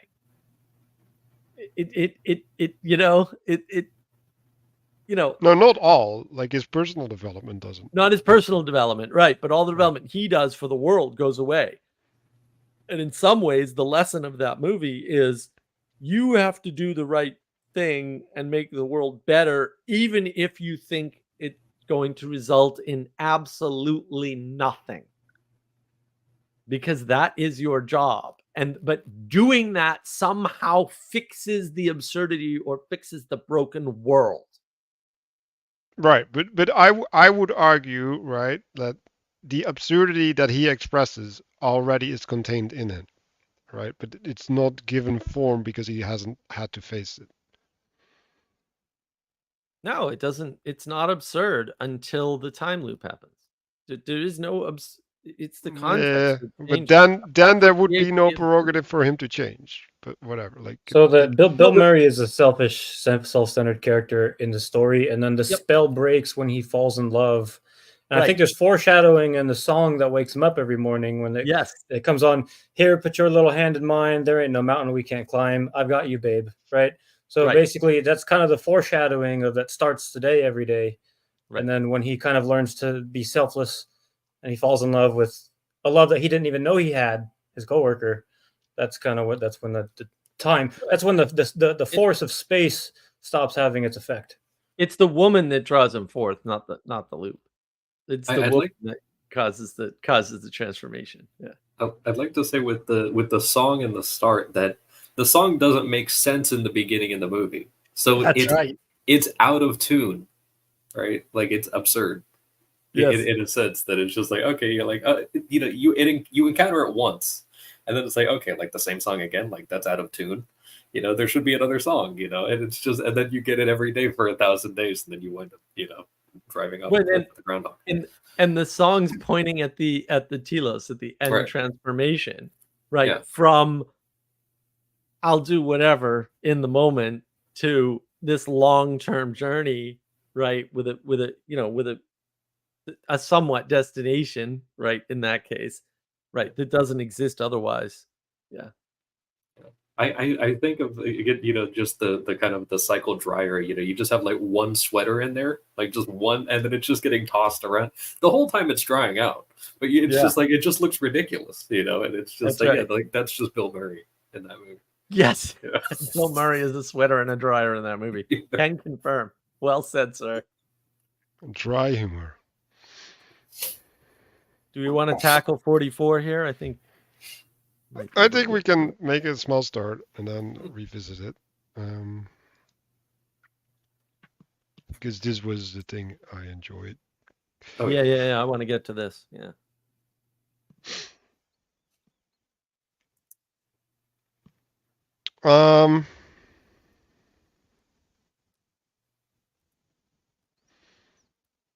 Yeah, so I wanted to point some stuff out about picture, because I think the first picture is a picture of ignorance. The crooked line looks straight from the perspective of the starting point, or at least it can be. While the other one is a alignment. Right, the stepping stone means that there's an integration of the environment with your telos.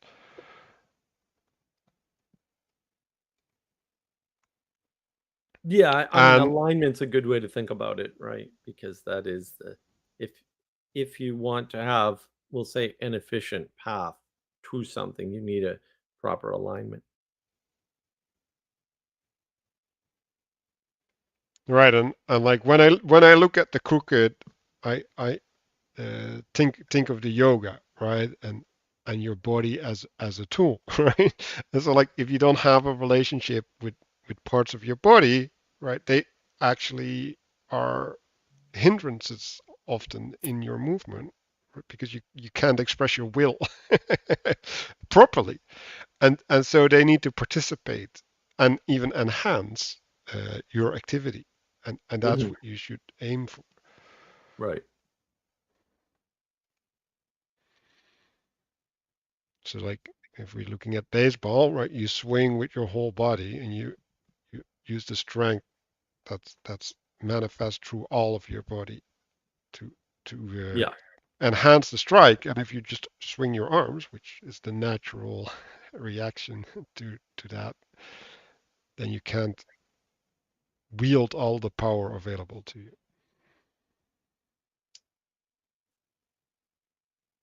I was thinking as I was looking at this diagram. So there's this book that I picked up and read this week.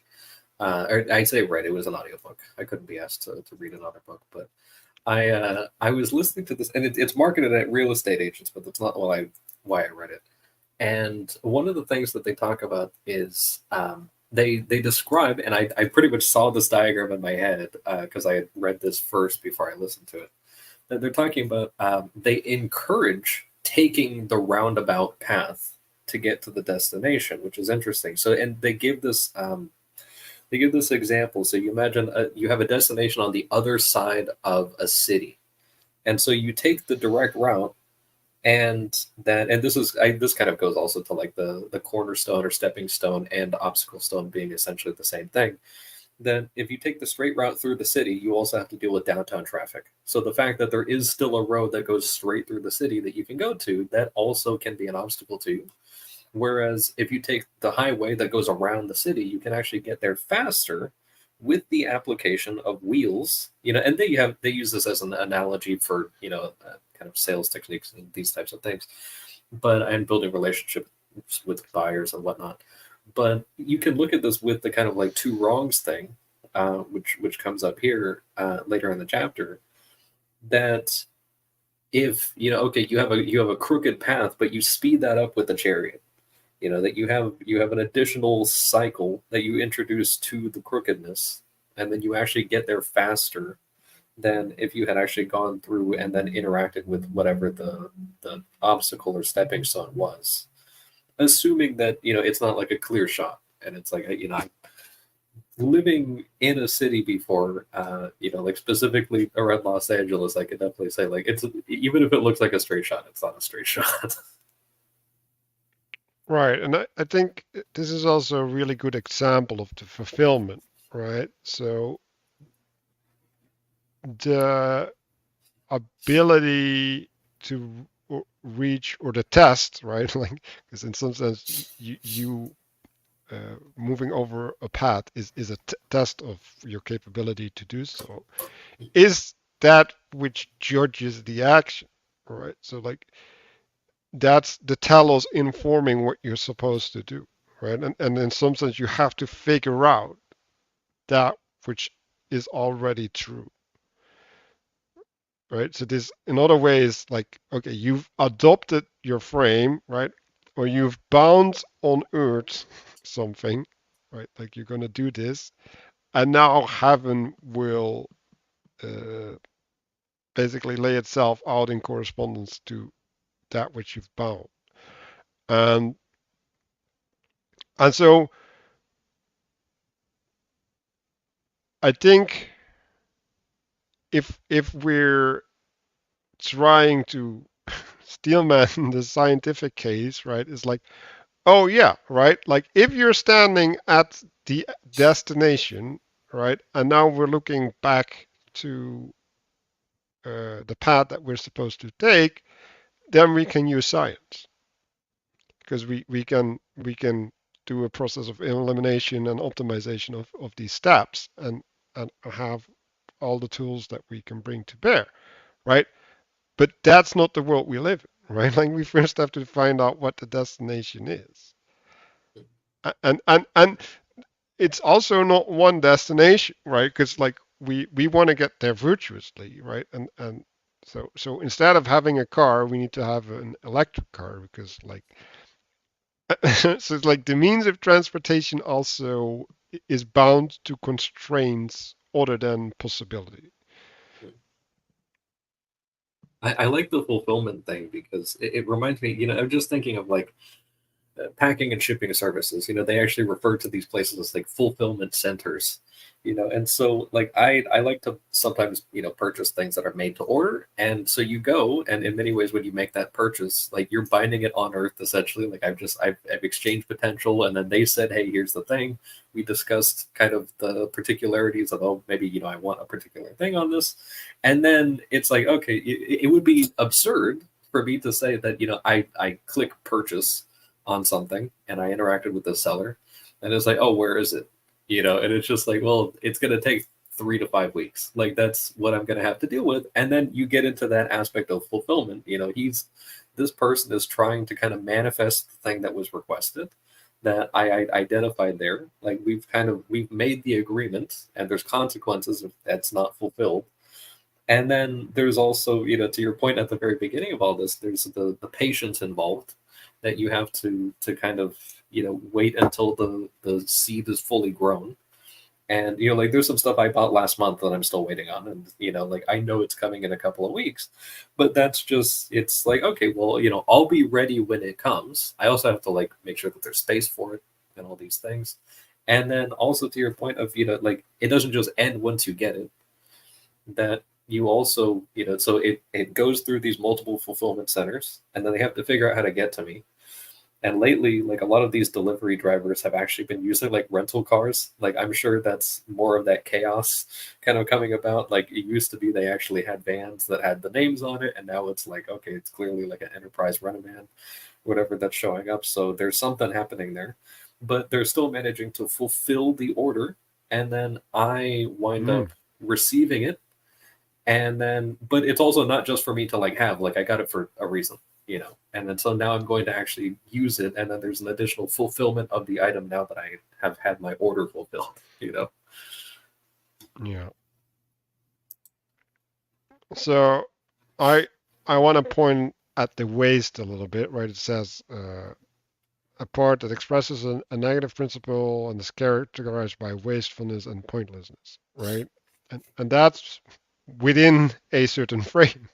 It's like when we're talking about throwing away the baby with the bathwater, right? Like that's the waste. Like you don't know what role this waste is fulfilling, right? So like you might go to work and you might have to wait, right? And during the waiting you ruminate because like you have to spend that time somehow. And then you remove the rumination time because now you're more efficient in getting to work. But like, do you know what that time did for you? Right? And it might even be at that point in the day, right? Like you get something from the rumination only in that situation because certain conditions are met. Yeah, and then you're anxious because you're used to being busy all the time. And then you want to be busy all the time. And then you never rest because you're not used to resting because you didn't take the opportunity to rest when you had it, instead preferring to keep busy. But that's a virtuous cycle. It keeps feeding on itself. It's reciprocal. So you don't want to encourage that. You want to keep the waste or the rest in mind. And also a reason why it's useful to schedule rest. That it's like Right. you actually, it's still participating in the order because you've set a specific boundary for it. And then now you can kind of go and enter into that. Right. So if we go to the bottom, right, we're at absolute waste, vanity, pointlessness, right? The cyclicality of the waste, like I'm seeing that as a gravity keeping a satellite around it, right? And you're the satellite, and you're caught in that, right? And if we go to the horn, right, what does the horn do? Well, it kicks you out, right? Like you're attending to another center. So there's means of interacting with that, right? Like I was looking after my nephew, right? And like he hurt himself, and so like what do I do, right?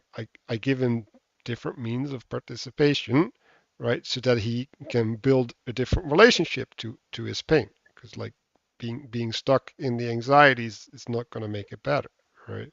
So, but also like again there, right? Like you don't want to have the principle of ignoring pain introduced because like so it's yeah and so well the other thing was like I put him to bed, right, and he started crying, and so I was like, okay, let's see if I can just get him to cry himself to sleep, and that didn't work. So I'm like, okay, I gotta go back because like now it's not okay, right? And so I get there, I give him a drink, I hold him, right, and so I break the cycle of upsetness, and he just falls asleep in my arms, right? So there's something there, right? And like if we want to step away from the book, like what are we called to do, right? Like if we want to participate in other people's lives, we have to be aware, right, of like what are the things,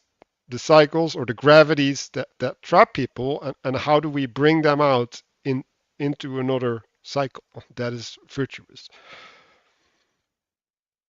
Yeah, but the middle diagram here is interesting, right? Because it's the middle way between this total waste and total efficiency. But the cost in some sense is the unknown. So if you're trying to get rid of that, you're going to end up in total efficiency every time, and you're going to burn out and get anxious, like for sure. May take a while, but it'll happen, and it'll be bad for you, right? And on the other hand, you don't want to be lazy and do nothing, or be lazy and do things that keep resulting in nothing, right? Because that's you don't want things totally unknown, right? So you have to accept a little bit of unknown so that you don't burn out one way or the other, because we actually call people who are lazy and don't work and whatnot burnouts, right? Oh, too many drugs, they're burnt out. It's the same, it's burn out on each extreme. Right, which is a good way to think about it. To me, I think the darkness of the obstacle stone and the crooked picture, or the darkness and the waste, is important, because I think there has to be an unknown or subliminal element for those things to be wasteful, or what did I say, an obstacle stone, because otherwise it wasn't really an obstacle. You didn't actually trip over it. It was just, I mean, it was just something that made the path longer. I think the subliminality, I think, is really a key attribute to it, though. Well, I think the darkness is in like if you presume total efficiency, right, you're probably in the state before that, right? Because there's always means to be more efficient, right? So if we're talking about the question of the swings, right, like there's a riddle in inefficiency, and that's optimization, and you could argue, right, like there's states of perfect optimizations, right? And I think ultimately the Bible is looking for that, right? But it's the total optimization of complete integration, whatever that means. So it's right. Yeah. Well, that's the problem. If you're not comfortable with unknowns, you're gonna burn yourself out. And if you're too comfortable with unknowns, who cares? Then you're gonna burn yourself out.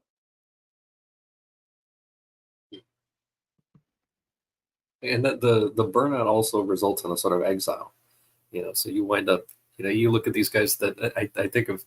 There's one guy in particular. He's a CEO, and he's talked about he has worked himself to the point of being hospitalized for burnout on multiple occasions. Yeah. Like he's actually done that, and it's just like, okay, and like not just like a one night stay, for burnout of just working too hard. And it's like, okay, like that's a type of exile, because now you're also separated from your family. Like you can't even go to sleep in your own bed, and it's like that is next level. Like you get a sunburn, and it's like, okay, you have to stay indoors, and everything. But yeah, it really is just that kind of overextension into trying to work absolutely everything and trying to control all of the unknowns, and then it's like, yeah, it just takes over because you can't keep that up. And that's the right hand sin leading to the left hand sin, right? Mm-hmm. And I think it's interesting, right? Because that's a flood as well, right? Mm-hmm. Now everything you rely upon falls away, right? Like, yeah, one of the things that I was thinking about is insurance, right? And stuff like that. Well, Peugeot talks about having two tools, right? So there's insurance is basically the outsourcing of failure or something, right? Which is basically the collectivization of the backup.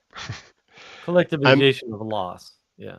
yeah, well, but the laws implies that you need a replacement, right? But yeah, um, so the hospital, right, is a replacement for your home, right? The care, all of these things, and it's a place for healing that you don't have, right? Like it's provided to you, and so like if you imagine a situation where you don't have this net that captures you when you fall, safety net, that's the word. If you don't, and you burn out like in nature, like you're dead, like you're just gonna be eaten. Right.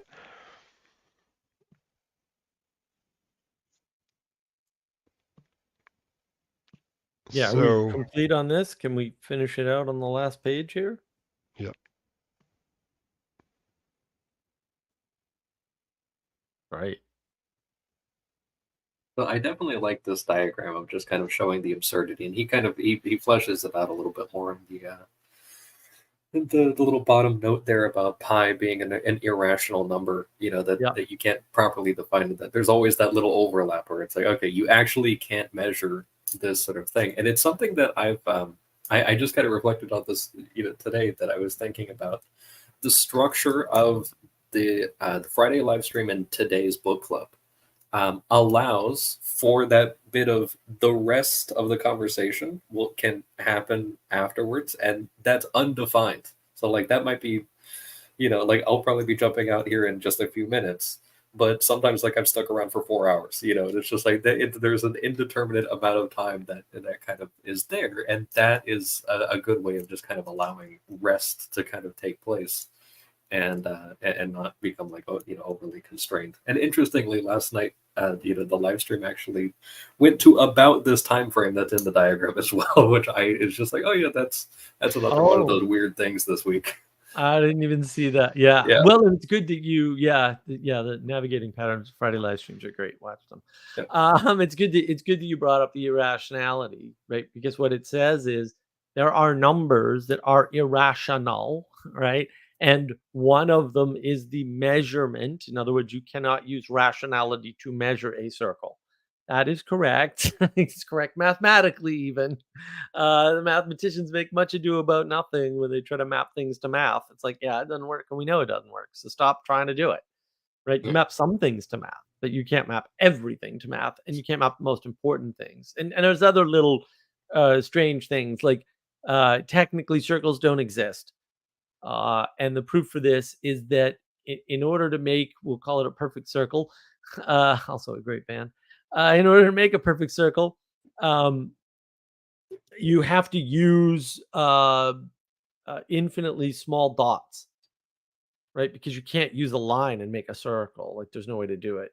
But dots from a geometric perspective don't exist, right? Because they're pointers. They're not actual framings. So therefore circles don't exist. I forget where I read that proof, but I was like, that's great. I like it. It's also true, right? It's not incorrect in any fashion. It's just that from a mathematical perspective, circles don't exist. And you can't measure them using math. So there you go. It doesn't mean you can't approximate them using math, because you can approximate lots of things. But it's an approximation. It's not an actual measurement.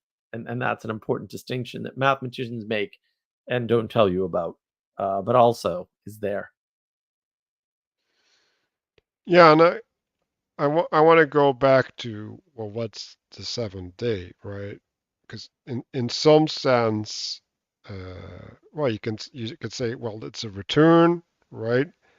But the return is also an inflection, because there's a completeness, and you can references against previous cycles.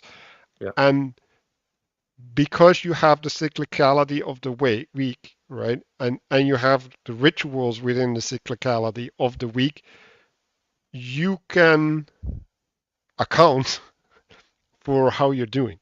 Because if you don't, then you're just floating in a sea. Right? So but another way to look at it, Manuel, is to say that seventh day, that seventh piece, that rest is the integration of the margin, of the fringe, of the leftover, of the however you want to consider, of the unknown. That's the integration point of it, and can that's see why that it with has the all the Christmas qualities tree. you listed. That if you take like a Christmas tree, whether it's a natural one or one of those fabricated ones, that if you have like parents and a kid, and some kids, like the parents build the tree and everything, and they do all the work, and then it's just like, okay, kids, you do the rest. And then there's like a box of ornaments, and they're all just kind of ridiculous things. Like one's like a John Deere tractor, and the other one's like the dinosaur, whatever. But you go and you have all these things, and then they go and they do the rest. Meanwhile, while they're doing the rest of the work, the parents are resting because they did all the work. And it was established, right? Yeah. They established that which within could the kids do their thing. Mm-hmm. And it's conical too, and there's an establishment of the hierarchy as well within the family. Right. Yeah, I was thinking about you can buy two types of trees, right? Like one is with the roots intact, and one of them is cut off. Yeah. So yeah. I think there's something there where you have it in a pot, right? Because like then at least at my place we actually had built a shed ourselves for the Christ character and the crib and the donkey and cow and all the things, and that's at the base of the tree, right? So it's like it's also representative of a grounding, and then what's on the top of the tree, there's a crown, right? Like you can have a star or a peak. That's the Angel. word that I use. Yeah, we don't do angels in the Netherlands. That explains much about the Netherlands.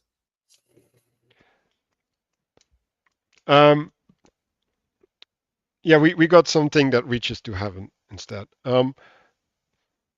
And yeah, Protestants. well, if only. So we don't have pie.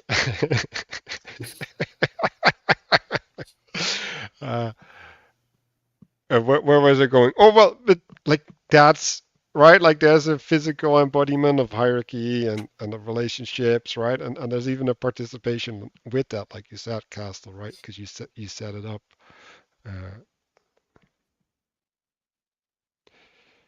So, Danny, do you wanna bring something? No, not really. Other than, again, the thing that caught my eye in this chapter I had already mentioned, which is kind of the subliminal aspects of things.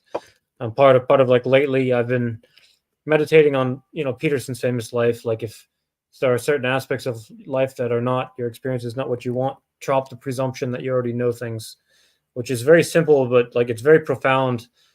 And the only way to kind of, by slowing down and taking the time, like I've been like dopamine detoxing several days, doing those type of protocols here and there, last couple of weeks, and it's the kind of thing where it's the type of thoughts that emerge even from 1 day or 2 days of breaking your habit patterns are you just can't imagine what you can't imagine until you actually make a change and then move. So anyway, just been having that experience with the focus on being so when I think crooked, I think, oh well, that's what I call you when I catch you cheating in poker, is because you're not what I thought you were, right? But it's the subliminal aspect that makes it the crooked path, or that makes the obstacle stone. So Yeah, and I think when we're talking about the harp, right, and the background thing, well, if we're focused, we don't notice the harp, right? Like when we were talking about the woven thing, right? Like we trample it instead of that we're reverential of that which holds us up, right? Like that what the ground we walk upon. And yeah, so and you need both, right? You need to get work done and you need to rest. And how to navigate these two is well that's a cycle that yeah I'm not a master of, I can tell you that. So yeah, let's see if I can have so we have a different cycle, which is the book club. And part of that cycle, as like the 6 days, is also the 6 days that we have in preparation for the next book club.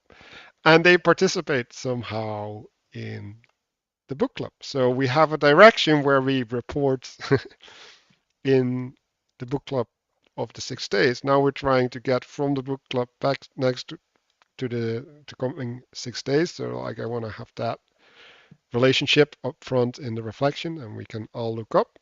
The people watching can do that well, and we'll discuss maybe some insight afterward.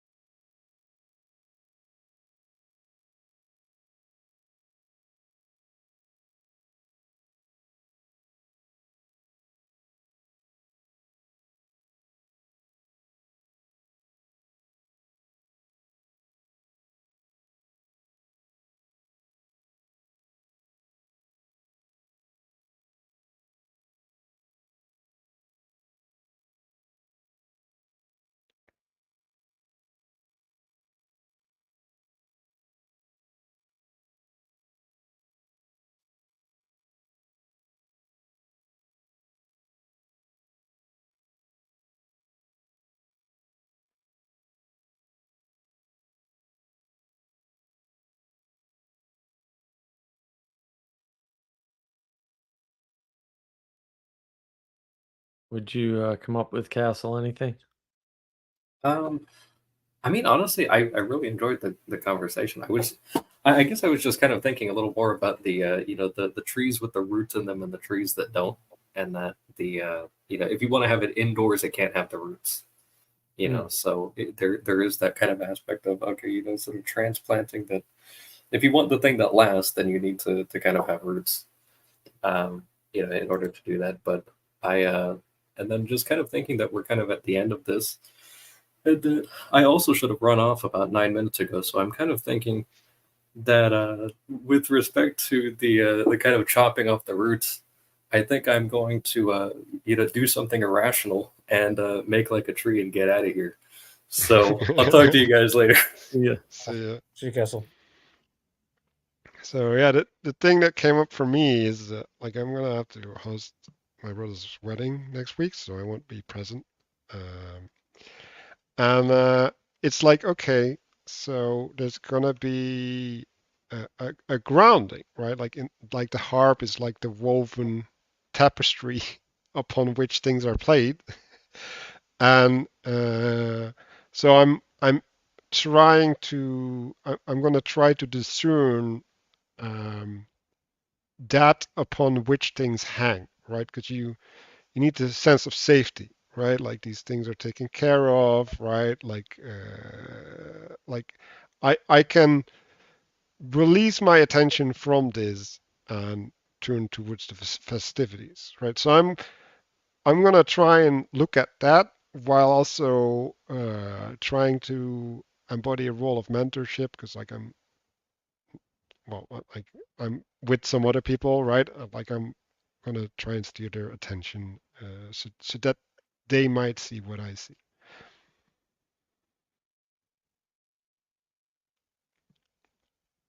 What you Daniel, got you for have us, Danny?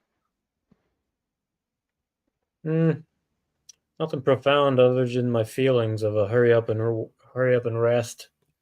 You know, sometimes you have to get things done on time in order to, when you're tired, in order to be able to get the rest you know you need. But that's just that's just my feelings is all. Um, mm, what there's a cyclical thing, right? Mm. You're hurrying in the resting. Mm-hmm. Trying to make the rest efficient. It's just contrary to its purpose in some sense. It's better to leave a bunch of remainders. Yeah, I need to get all these things done, and some of them aren't going to get done, and that's how it works.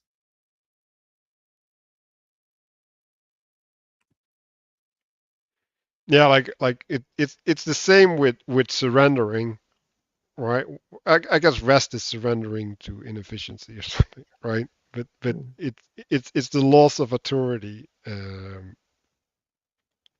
and like what does that mean, right? Like you are involved in the surrender, right? But you can't do the surrendering.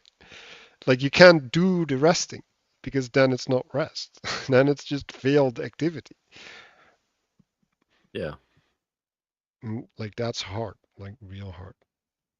well, the same is true with sleep. You can't force yourself into sleep. Sleep is something that comes upon you if all of its prerequisites are met, so to speak. If you're prepared for it, then it can come down from above onto you, so to speak. It's like putting a seed. It's like putting a seed in the soil. The soil needs to be, No, it helps to cultivate. It's not. It is optional in some sense, but it makes it more likely. Well, and that's where we go back to like we have the land, right? So like we can go to bed, right? But we also have to make our bed Right. so that our rest can be fruitful. And like what does that mean, right? Like those are two different states. And one is a relationship that is preparative towards the activity so that the activity can happen. And I think maybe that's all that we need, right? Like we need to have faith in the preparation, or effectively like we we need to feel home. Maybe that's a better, right? Like we need to feel grounded or anchored in that activity so that we don't have to doubt, and then we can surrender to it.